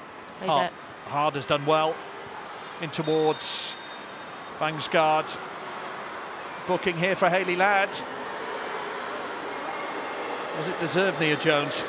I think it's more because of the potential of the attack of Denmark rather than any malice in the challenge. So it's a little kick out. She's just a bit late. Oh, there it is. It's just the pullback of the shirt. I think referee did well to see if there was an advantage, but didn't trickle through to Vangsgaard. Double change here, and that was Vangsgaard's last piece of action. And also making way, Sophie Pedersen. Sinne Brun of Real Madrid. And San Trollsgaard, hugely experienced player who plays at Reading. Not a bad couple of players to bring on. Trollsgaard with 56 international goals and Brun with 18 of her own. So, well, how about this for a position, Nia? Some distance out, but maybe Olivia Clark should be on her guard. And it's towards that back post, and easy one against Hasbo. Yeah, she shaped as if she might think about the shot, didn't she? But tried the little chip to the back post. Sorensen was closing in. Woodham. Exchanging passes with Fishlock. Green. Woodham continues her run. Good attack from Wales, this. Well, Lily Woodham loves that licence to get forward, the Reading player. Yeah, she does, and she's got a brilliant engine and great speed. Look at this underlap here. Really intelligent. Kaylee Green does well to pick her out as well. It's just a really difficult angle to get any power on the cross. But I think credit to Lily Woodham and Rhiannon Roberts on the other side, because the way that this Welsh team sets up is that those full-backs have, of course, huge defensive responsibilities, but they also are really vital players in the way that Gemma Granger wants them to attack, so they don't half clock up the meters on the flanks. Evans committing herself. Did really well. He's played it back towards Clark, who hesitated but found the stand in the end. I think she's just, every time I see her, Gemma Evans, just growing into this experienced, reliable, strong and still composed defender. No wonder Manchester United came calling.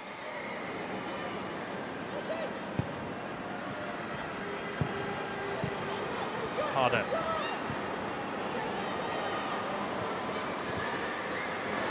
Kelly Green for Wales. Woodham's clearance eventually finds James. Fishlock. Green going to switch the play to Roberts.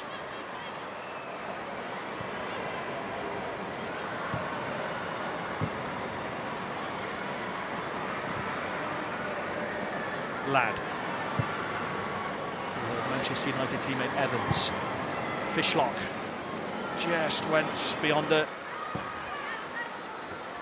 Yeah, more positive play from Wales, kept the ball well for a little period there, switched from right to left. Good inclusion of Sophie Ingle dropping into that number 6 role.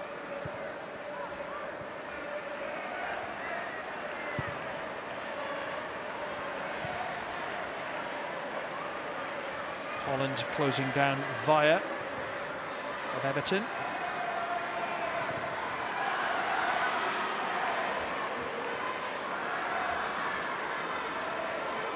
Next game for Wales will be Germany in October away, followed by another huge test, Denmark away. A few days later, before finishing the campaign, at home to Iceland, and then at home in Swansea to Germany.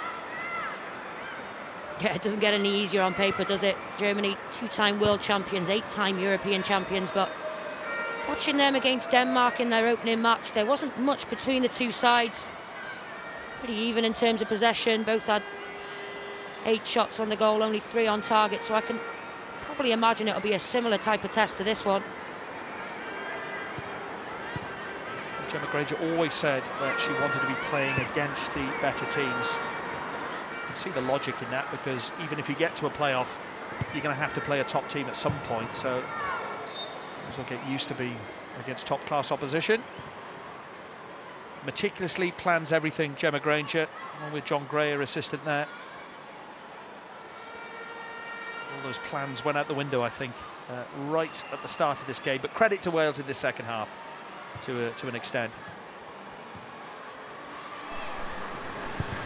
It's a 2-1. I think we all felt that the comeback was on here.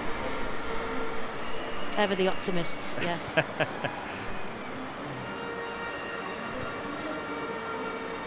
And here goes Brunn. Madrid. James. Ingle's got space. Fishlock, look, completely surrounded. 3 players and taken down. And I think that's probably the respect that Jess Fishlock is given at international level, that she is given no time at all. Yeah, and hopefully it's not too painful for her long term, but this is what I like about her game, and she's probably one of the only ones that have done it tonight. She's actually put her foot on the ball and actually taken an extra touch and assessed the situation, slowed the game down before making a pass. I think Wales sometimes guilty of rushing things in those pressing scenarios. Hayley Ladd, as the red wall never fails to give up on Wales. Another really good atmosphere tonight in Cardiff, as Woodham now has it. Lovely turn from Green, and she's away. Finds Fishlock. Holland, oh, just behind Ingle. Well, Fishlock was in a similar sort of position to the one where she scored earlier, but opted for Kerry Holland. Oh, it's so close for Wales, but they've got the defensive duties to concentrate on for now before ruining that possible chance. Zvava against Ladd, good tackle.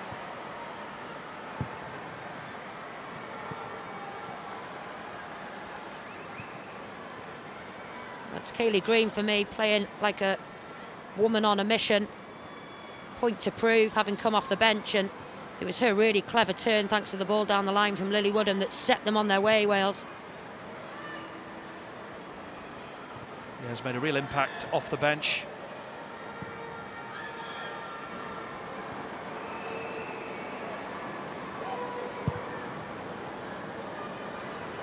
Evans.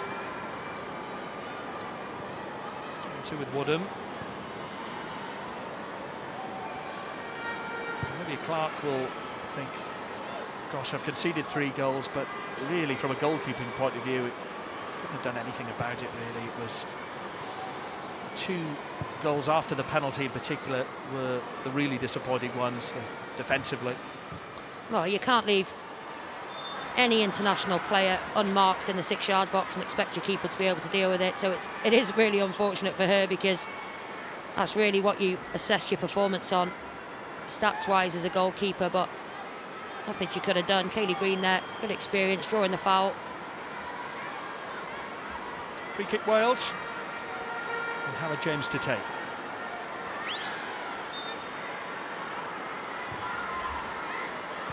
Woodham's run. Needs support, hasn't got room. Gets in across. Well, I think under the circumstances it was hugely difficult for Lily Woodham there. Yeah, it was. Good invention to actually go down the line. She had a bit of space. I think if the ball was played to her on the floor, maybe from Anghara James, she might have been able to deliver that first time. But she was double marked in that channel in the end. Possibly could have popped it back to James to change the angle, but I think again, just those final connections just not quite been there again, Simon.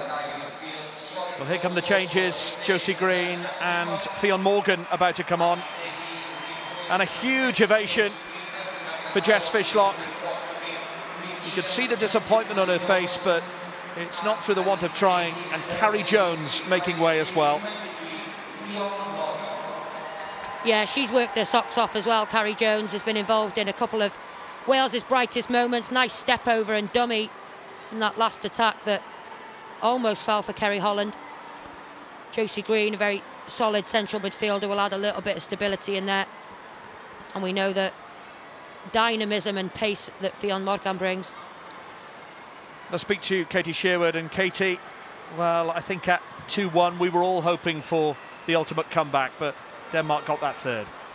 Yeah, it was disappointing to concede, you know, what I thought actually was a cheap goal, something that we could have dealt with better. But, you know, it's an opportunity now for Gemma Granger, like she's thrown Fionn Morgan on, and we can see in that number 9 position, she'll offer Wales that pace in behind and just add a different dimension to what we've had already. But, you know, there's still time to get back into the game. We're looking to build for the third a bit more, trying to push up, more desire to get bodies forward, so there's still plenty of time to get back into the game. Thank you, Katie. And the introduction of Fionn Morgan in particular sort of lit a spark with Wales in Reykjavik. I mean, there is a player who's got some serious pace. Yeah, she has, and I'm conscious that every time that she comes on the pitch I mention her speed, but it is such a threat, especially at times like this where the game is slowed down to a certain pace. As a defender, if I was a Danish defender, I just wouldn't want to be running back towards my own goal with Fionn Morgan breathing down my neck, that's for sure. But she can also score. She was clinical for a Bristol City side in their quest for promotion last season, so she'll be hoping to make an impact on the score sheet as well. A proud Welsh speaker from Llandailo. Woodham with the throw.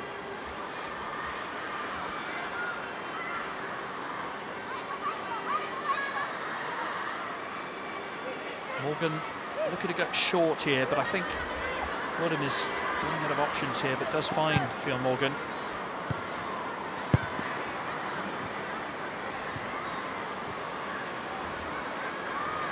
Nice turn from Brunn. And it's Via.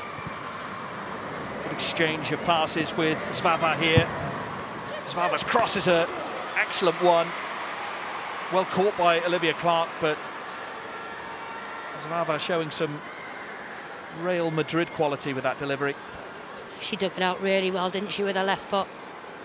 And I think the Welsh back line, look at them here, scrambling to get across because they've tried to close the gap so narrowly. Rhiannon Roberts mistimes her press, and then she's in acres of space.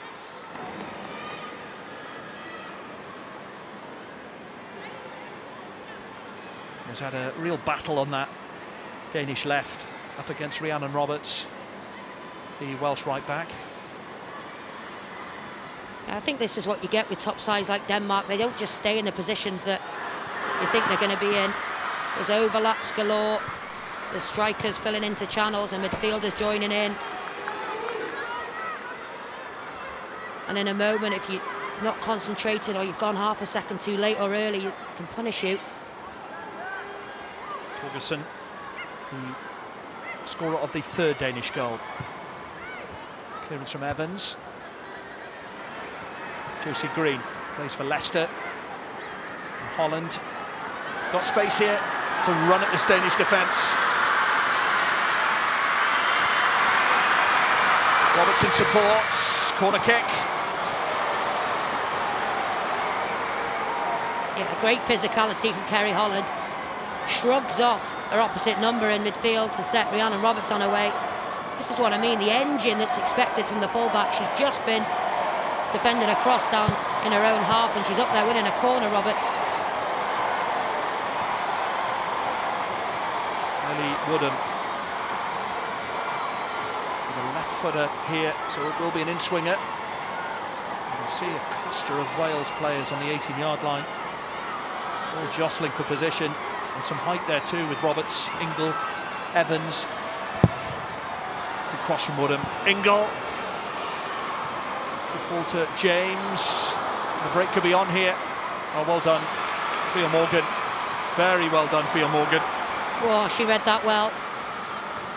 I think Anghara James owes her after the game there.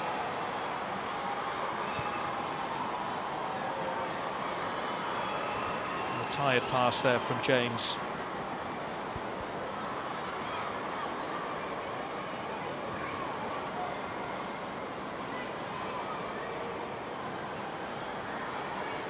Morgan trying to win the ball back for Wales.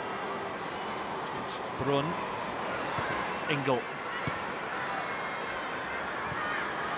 Roberts breaking forward here. She's got Holland in front of her. Real battle between her and Harder. She's done ever so well, Rhiannon Roberts. Well, a goal kick, not a corner, but perhaps she deserved more. Oh, she did brilliantly. She did the best she could, to be honest. But this is what I've seen time and time again. She's out in that wide area. There's 2 or 3 players around her. Somebody get close to her, go and offer her a set, go and offer her a pass, maybe drag a defender out the way for her. Totally isolated on the right-hand side.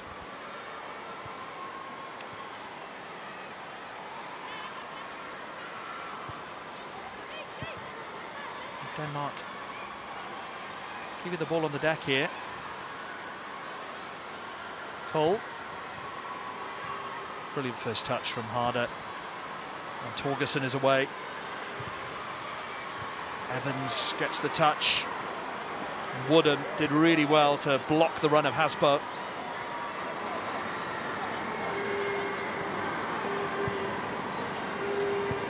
Hasbo of Harvard University. Great tackle, Josie Green. Former Tottenham player, currently at Leicester. Oh, brilliant tackle. She's a super combative midfielder. Josie Green does the simple things well. Willing to do that dirty work that nobody really ever gives you credit for. Woodham tries to find Josie Green. Kaylee Green putting her foot in. Well, it's certainly not for the want of trying or effort from Wales. This is a Danish side really classy on the ball. No, and it never is. I've never watched this women's team play and thought it's a lack of effort. You can never say that. They're always full of running, always full of vigour, but actually it's those moments of composure, making the right decision at the right time, or doing the simple things like blocking the cross, like following a runner that's been most disappointing this week, I suppose.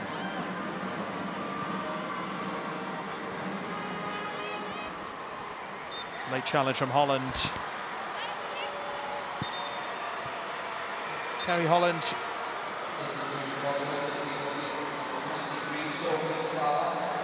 And here comes another change.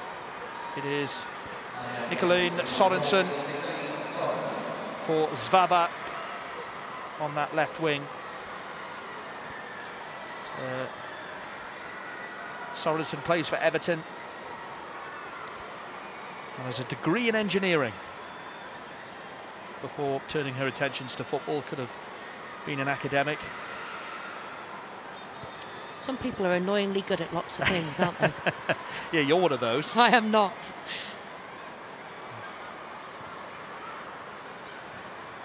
That's a lovely through ball towards Brun. Green stayed with her player, went to ground, but at the appropriate time. Clean tackle. It is a corner. You talk about commitment. No, you can't fault her since coming on at half-time, and she's certainly probably given Gemma Granger something to think about when she comes to drawing up her starting 11 for the next match, Kaylee Green. But on the flip side, Gemma Granger might say, actually, it's a genius move from me. I wanted a reaction out of Kaylee Green, and I'm certainly getting it. Yeah, I think she's got it, hasn't she? And Sorensen just being stopped from taking the corner kick here. The referee saw a bit of pushing and shoving in that 6-yard area. It will be Sorensen to take this, the substitute.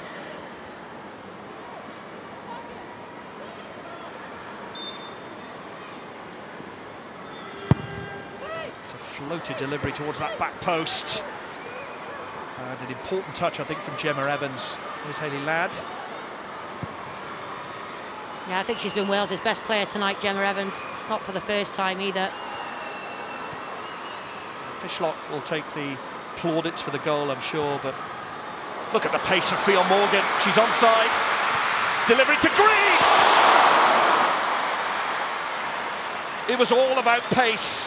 It was all about Fionn Morgan, and Kaylee Green inches away from making it 3-2. Oh, it's exactly why she's on the pitch, Fionn Morgan. Brilliant running behind. Look at this burst of pace. She points to where she wants it. She gets it right on the money from Rhiannon Roberts. And Kaylee Green does so well. She's stretching to get there. It's the perfect ball across, right between the goalkeeper and the back line. Just can't get the connection, Kaylee Green, but positive again from Wales. Kaylee Green raced into that position, but it was all about Fionn Morgan and the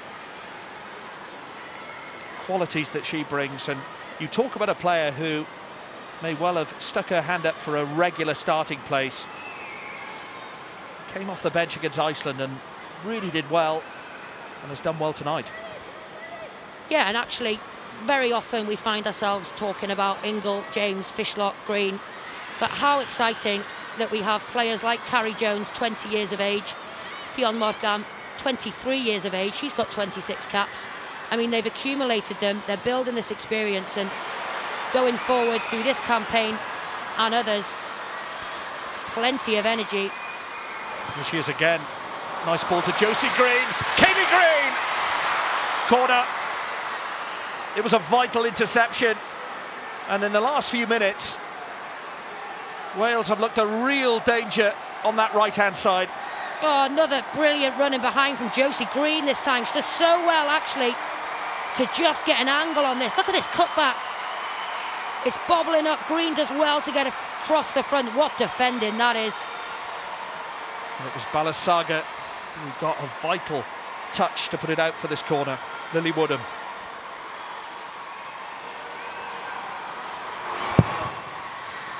Cross towards Ingle. Evans went steaming in as well. Some claims of a hand maybe from Harder, but I think the protests were short-lived as it goes out for a goal kick. Well, we've long talked about Granger's lack of subs, if you like, Simon. We find ourselves sitting pretty on the sideline saying maybe she should try her, maybe she should give her a shot, but actually Fionn Morgan, Josie Green and Kaylee Green tonight have all come on and made a really positive impact. Well, in the last few minutes, Wales have broken forward, but this could finish it for Denmark. Good save from Olivia Clark, and it is 4-1. And that has finished it. And it's Trollsgaard, the substitute. And that's what you get when you play top opposition.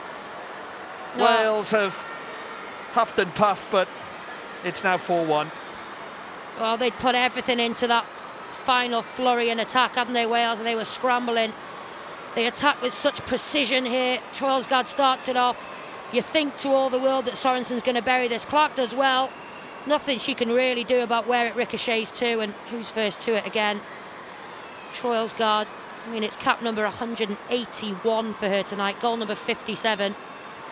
And that's game, set, match for Denmark. And within a blink of an eye, it could have been 3-2, but all of a sudden 4-1.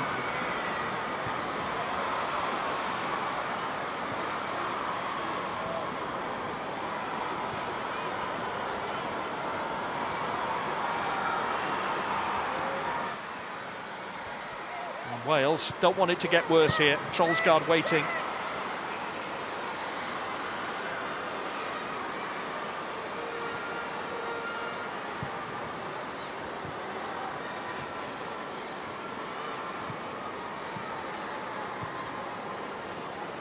Here is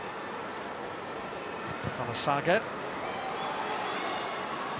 Anyways, it doesn't feel like a 4-1 scoreline. I think Denmark, when they have had the chances, and we talked about being clinical at the start of the programme, and Denmark have shown that clinical edge. Yeah, and I mean, the first 2 out of the 4 happened within literally a flash, didn't they, Simon? Those first 2 seeded them so early, Wales, but they can be really pleased with how they came out in that second half, and I think they were the better team for the first 20-30 minutes after the break. But this is what you get with these top-class sides. They know, they've played at major championships year after year. They know they don't get many chances in big games, so they have to be clinical when they do, and that's exactly what they've been tonight, Denmark. And it's what they were against Germany as well. As I say, there wasn't too much between the 2 sides, but ended up 2-0 victors on Friday night purely because of how clinical they were. Well, Denmark have the luxury now of making further changes, and it looks as though they're going to do that, but a double change, in fact, for Denmark. And it's Rike Saveka, Ely Guile of North Carolina coverage.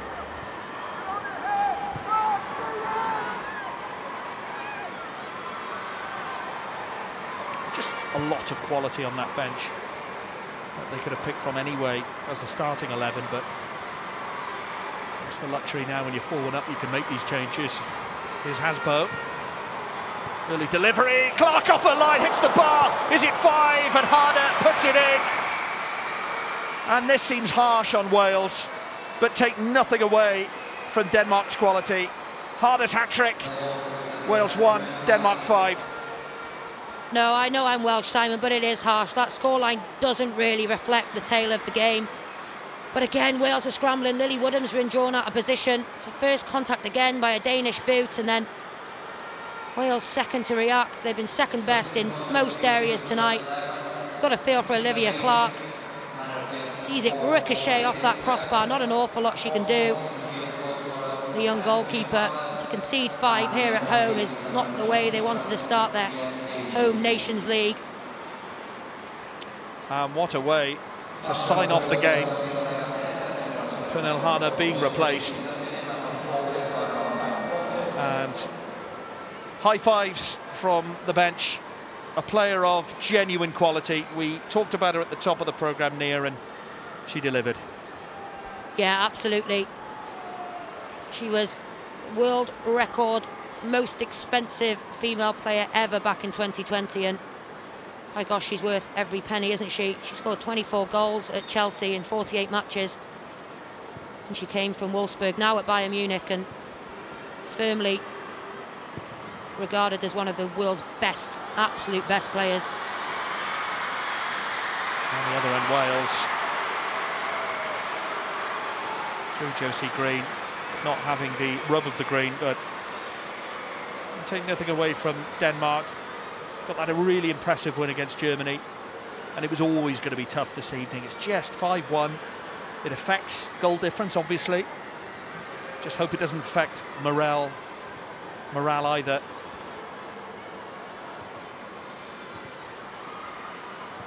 Morgan. Well, it's opened up now, and Wales through Ladd will make the scoreline a little bit more respectable, but it's been a tough night. Cross towards Kaylee Green. Morgan with the chest down. Kaylee Green to James. Story of the night, really. Yeah, again, actually, positive combination play on the edge of the box. Substitutions combining with Angharad James, who is looking to be slightly more offensive in these closing stages.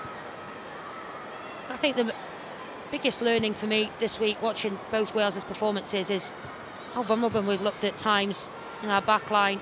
Players getting dragged out of position, failure to fill in from others, and we've just looked vulnerable every time Denmark have attacked this evening. Wales are going to have to dust themselves off now. It'll be next month, the next 2 games. Just the small matter near of Germany away and then Denmark away.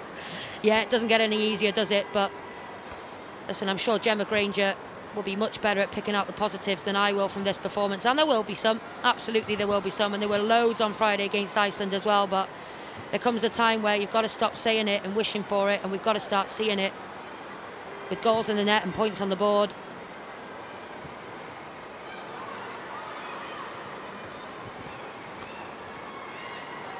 Here is Woodham.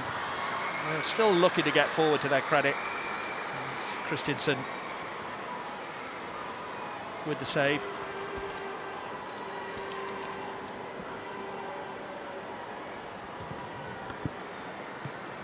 Ingle to Holland. All eyes on the referee now.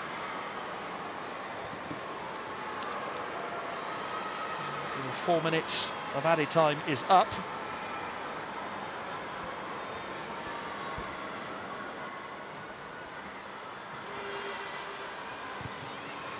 Well, a clearance from Trollsgaard, improvised clearance from the Reading player and the goal scorer.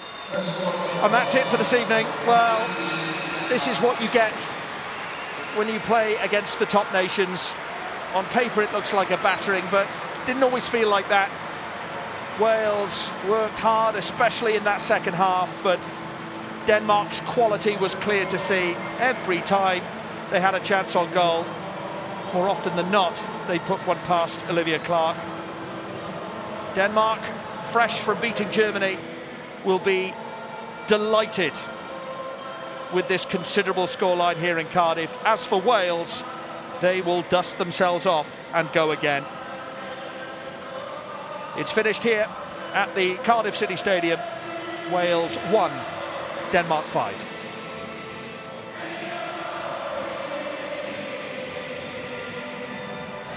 Well, a tough night for Wales. There's no sugarcoating that one. They came out fighting in the second half. Jess Fishlock pulling one back, but the momentum swung back Denmark's way. And it finishes here at the Cardiff City Stadium. Wales 1, Denmark 5. And there we have it. Some happy faces from Denmark. That side ecstatic with that performance. But as for Wales, well, disappointment really. They knew they were in for a tough evening, but I'm not sure anybody expected that 5-1 scoreline. Sophie Ingle, the captain there, applauding the crowd and applauding that Denmark performance as well. Helen, we knew it was going to be tough this evening, but did you expect it to be that tough? No, not at all. Obviously, Denmark have got incredible quality in their squad, and we've seen that tonight. They've been ruthless. You know, Olivia Clark has had an okay gaming goal, but yet there's 5 goals gone past her, such as the ruthlessness of their finishing. And, you know, that's the contrast to what we saw on Friday when Wales had the ball. They had the opportunities to create chances, but just couldn't. And that's the difference at this level. If you don't take your chances, you can't win game. But Denmark have gone out there and they proved why they are one of the best teams, renowned as one of the best teams in the world. Yeah, class players and very clinical throughout the evening. Yeah, and like Helen said, that's the difference. We need to learn from that. When we have opportunities, we need to be more ruthless. We need to be more clinical. I think defensively, we were vulnerable tonight. You know, we had gaps and distances which were too big, and they exploited them. And it's something that we have to improve, because it doesn't get any easier. Germany away next is going to be tough. Yeah, how surprised are you with that Welsh defence this evening? Because it's been the foundations, hasn't it, for Wales? They've always had that good defence, but tonight, as you say, shaky. And it was shaky at times against Iceland, but they didn't punish us. You know, we seen Lily Woodham. We're expecting her to join in the attack, but then we're asking her to make a huge recovery run, and she hasn't got any support. Both fullbacks tonight, I thought, were isolated at times. We need to do better in our shape. We need to be more compact and organised, and we need to get back to basics. Nia has joined us in studio. Nia, a real tough one to take for Wales this evening. How disappointed do you think they'll be with that one? They wanted to face the best teams in the world or in Europe. They're doing that, but the reality of it has hit them hard this evening. I think they'll be absolutely gutted, because so far when we've seen them go up against some of the world's best, And Gemma Granger's been the first to say this is who we want to be playing. They're the type of calibre of teams that she was organising friendlies against when she first came into the job. What they've always been able to do, Wales, in those fixtures is be somewhat competitive and keep the scoreline somewhat competitive, even if elements of the performance weren't there.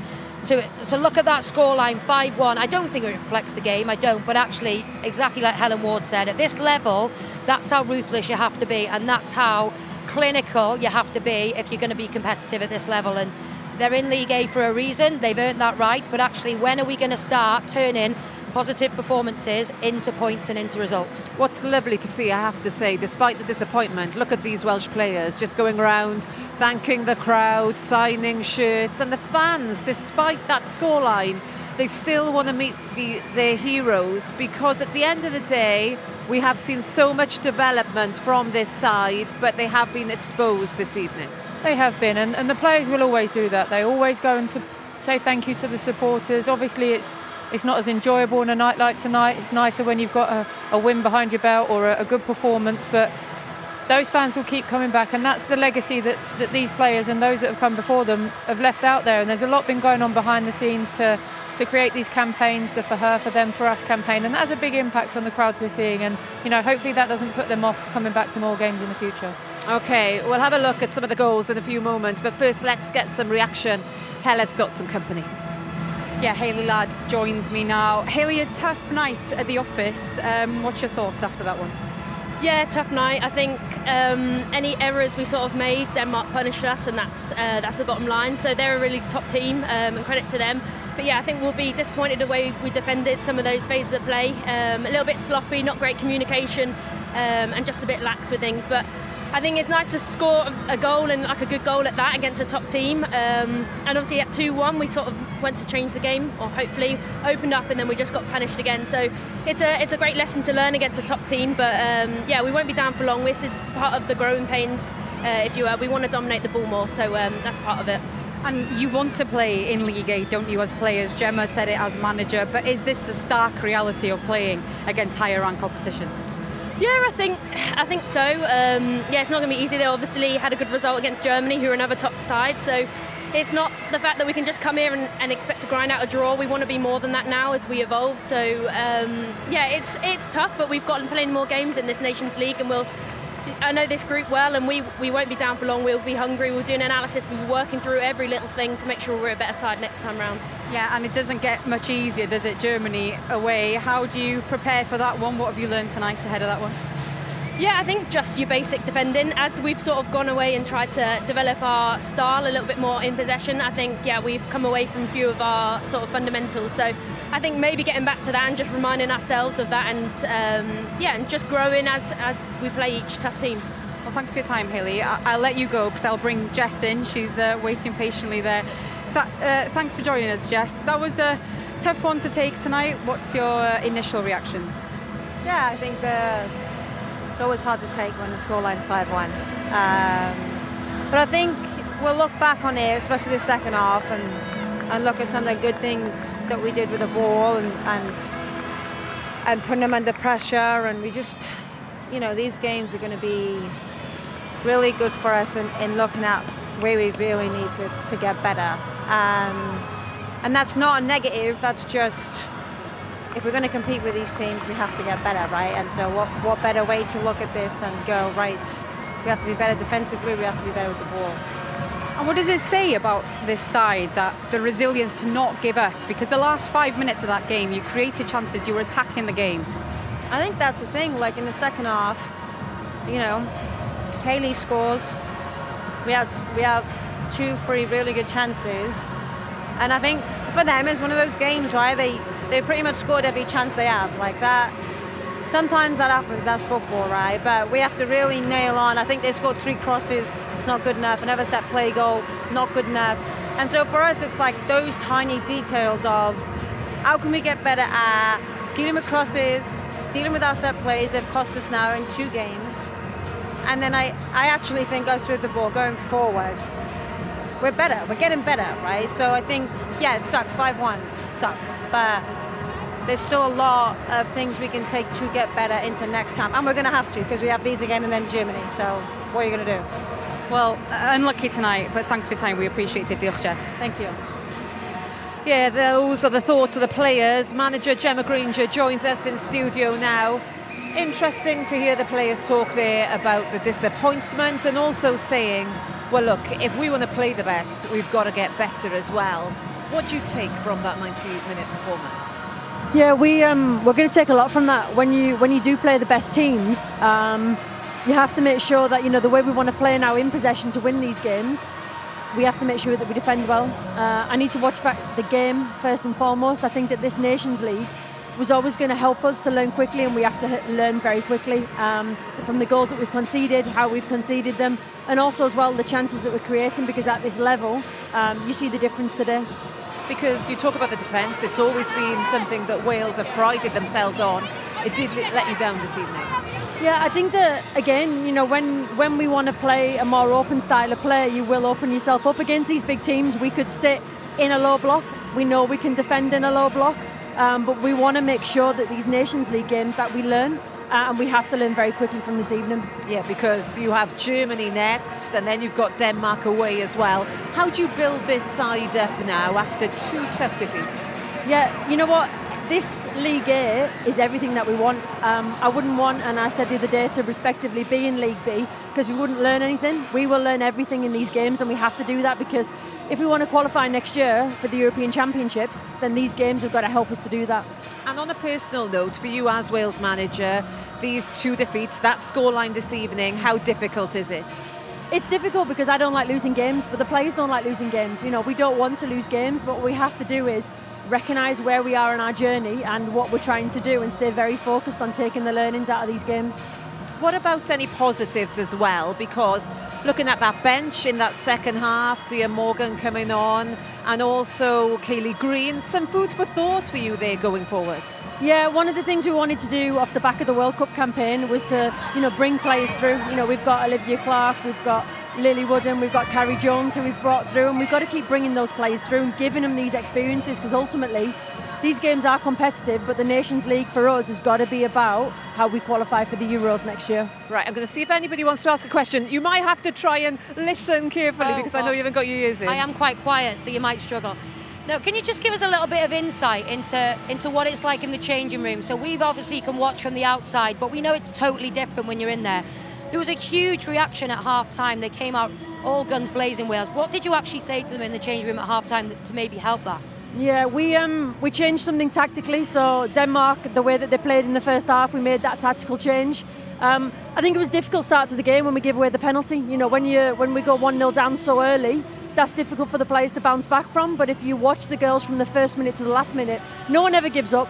When it was a 3-1, we had 2 chances. You put those chances away, and we're talking about 3-3, and the game changes. I think the moments that the game's changed in today, some of them have went against us, and then, like I said, the girls haven't given up, but at half-time we talked about making a tactical change, which we did. We came out and pressed them even higher than we did in the first half, and you've got to be brave to do that. That got us the goal back to 2-1. So we're going to make those changes. We're going to keep working with the team to make those changes and to have an impact, and that's what was talked about at half-time. And how cutthroat do you think is going to be afterwards? Obviously 5-1, it doesn't look great. We know there was huge positives in the performance. Is it a case of just pick out those positives, or is there going to be some difficult moments in the post-match analysis? No, we have to talk about the moments. When we will talk about the moments, we have to talk about the moments so we can learn from them. Ultimately, when you play against the top teams in the world, they will be clinical. I thought Denmark were clinical. I thought at times we needed to be more clinical, and that's the difference. We talk about the small margins, and you have to be clinical. They were very clinical, and that's why they scored 5 goals. Gemma, we're going to let you go. Really appreciate you coming to talk to us. Thank you. And being so honest, especially straight after final whistle. I'll take that mic off you. Diolch yn fawr iawn, Gemma Granger there, and her response. Let's have a little look then at the table then and see what that does to Group A3. Denmark earlier, well no, Germany, sorry, they earlier beat Iceland 4-0, but Denmark topped the table after that 5-1 thrashing of Wales. Wales unfortunately down the bottom. They are 4th seeds though. And that's how things look before we head into the October matches. Right then, we've had quite a bit of reaction, but let's have a little look then at the game in detail, starting with that reaction that Gemma Granger spoke about at half-time. Jess Fishlock came out of that tunnel and she looked like she was fired up, ready to go. And it is a lovely goal from her to get Wales back into this match, although it was only for a short term. Yeah, it is. And what we know about Jess Fishlock is that she doesn't do all the travelling that she does because she doesn't care about Wales. She comes back because she loves the country, she loves playing for her country, and she loves producing moments like that. And if there was anyone on that pitch that was going to score a goal like that, it was going to be Jess Fishlock. Things didn't go her way in the first half necessarily, things were just slightly off. But that moment, really good build-up, good impact from Kaylee Green, who came off the bench. I thought she'd waited just a little bit too long, but actually she proved me totally wrong and stuck it in the back of the net. And we've been waiting for Jess to do something like that over the past 2 games. She always wears her heart on her sleeve, but she has been quiet. But that just shows what she's capable of when she is fired up. Yeah, she's that player who drives this team forward. She's that person that we look for, that presence, because she can turn her game like that and create goals like that. So even when she's having a quiet game, we know Jess Fishlock can bring this team back to life. And I think they mentioned in commentary that she might be after your goal-scoring record. How far off is she now? We didn't get the figures. To be fair, if she retires whenever that happens as the leading caps and leading goal scorer, it's nothing more than she deserves. So if anyone's going to do it, it's going to be Jess. You are lying.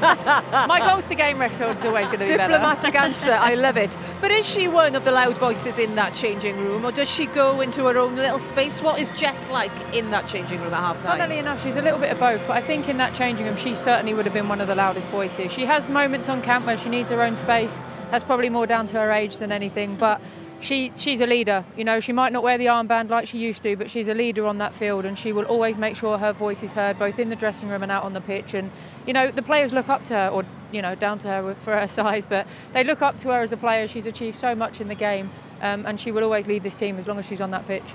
Just her reaction after the game, her honesty. Yeah. These are the conversations these players need to have. Jess Fishlock is one of those players who will say it's not good enough. We conceded sloppy goals. We didn't take our chances. That honesty, that leadership, these are the conversations, like Gemma Gray just said, that they need to have in order to move forward. So at this point, Wales are back in it, 2-1 down, and you're thinking, OK, we could be in now for a good final half hour. But Denmark, you always knew they had another goal or 2 or 3 in them, Nia. Yeah, and like I say, I do think the scoreline flatters them somewhat, but it's just, like Jess Fishlock said, this is usually Wales's bread and butter. We've been taught since under 11s, you've got to try and get out there, stop the cross. There's plenty back, the solid back 5 there, out of possession, but she just drifts in at the back post here. We don't stop the cross. There is a good block in the centre there from Gemma Evans, but she just gets the run on. I think it's Kaylee Green. Why we've got our centre forward there as the last man on the back post, I'm not sure, but that just sums up the sloppiness in Wales's organisation in the back line tonight, which is just uncharacteristic. If the ball is higher and someone's come over the top and powered a header, you kind of have to hold your hands up. But when it's dropping on the floor in your 6-yard box, for me, that's not good enough, and that's not Wales. That's not what we're used to seeing. And what we've seen when we've conceded these goals, our body positioning is not right in the box. We've seen with Rhiannon Roberts, she wasn't aware in the first half that she had 2 players coming in behind her. Kaylee Green then, her body positioning is all wrong. Well, let's have a look at those goals that you're talking about there then, Katie. Yeah, this is the fourth one. The fourth goal, I actually feel sorry here for Wales because it's against the run of play. Like we said, we're trying to push up and build our possession, and it's just a quick reaction from Denmark. And I do feel we're trying to build, and like we say, we're out of position, and we have to do better with our recovery. For me, the biggest disappointment was the centre-backs being dragged out of position. Hayley Ladd and Gemma Evans, we spoke about them before the game. They are some of the best defenders you will find in this country. And by country, I mean the UK and the Women's Super League. They're 2 of the highest regarded ones. They were getting dragged left, right and centre today to cover for other people who hadn't done their jobs. OK, then, let's get some more reaction. The captain, Sophie Ingle, is with Helen. Sophie, tough night tonight. The scoreline maybe doesn't reflect that performance, especially second half. How do you feel after that one? Yeah, I'm delighted with second half. We got a lot more stuck in, and I think we stole the ball up quite high in their half, but obviously then the game opens up and they're a quality side, and credit to them, they scored on the counter a lot of the time, and we'll have to look at that because when we play the top teams we can't concede 5 goals. What did Gemma say in the changing room half-time? Because you guys came out of that dressing room as players possessed. We just tweaked a few little tactical things really. It wasn't necessarily to get on our case, it was just a few minor switches between personnel and, you know, stepping up a little bit higher if we could, and when we did, I thought we did win the ball. What can you learn from tonight then? Because Germany up next, maybe the toughest game so far. How do you prepare for that one? I I think we have to work on the training pitch and be more clinical in the final third. I think against a team like that we did have chances and we got in behind them, but we're not creating enough, and I don't think that's good enough at this level. You're not going to get many chances, and when you do, you have to put it in the back of the net like they did. And finally, a word on the red wall. I saw you signing some autographs, taking selfies. How nice is it to play in front of these fans in the Cardiff City Stadium? Yeah, it's always amazing being back here. I think it shows they're all still waiting. You know, we've lost the game and they're still supporting us, chanting us in 89th minute, and we always want to thank them, so we always want to try and stay out and sign as much as we can for them, so a big deal. Unlucky tonight. Diolch for your time. Thanks. Thank you. Yeah, loving the honesty of all the players. The mowers are out now. They are getting ready. They are telling us, I think, that we have to go very soon. But before we do that, just your final thoughts on that. And they go again against Germany in a month. What has to get better? What has to be the priority? I think closing up the gaps at the back, making sure that they're switched on, and doing the basics right, and then look to progress forward and up the pitch. Katie? Yeah, like Hal said, I think defensively we need to get back to basics. We need to keep building our possession play, and we've got to be ruthless in front of goal. And yeah, you get the final word, always. I totally agree. I don't think they need to worry about finishing off chances in Germany. They're not going to get many of them. I think tighten it up at the back, go back to what we're good at, and actually start for your Morgan. OK, there we go. Thank you all for your company this evening. Thank you at home too. Not really the result we wanted, but we did have plenty of goals. You've got to be careful what you wish for, don't you, when you're doing these programmes. But it has been a real tough start for Wales in this Nations League campaign. The players, well, plenty to reflect on now before they go again in October next month, and they go again against a tough opponent, the former world champions, Germany. Doesn't get much tougher. We'll see you very soon. No sta. Good night.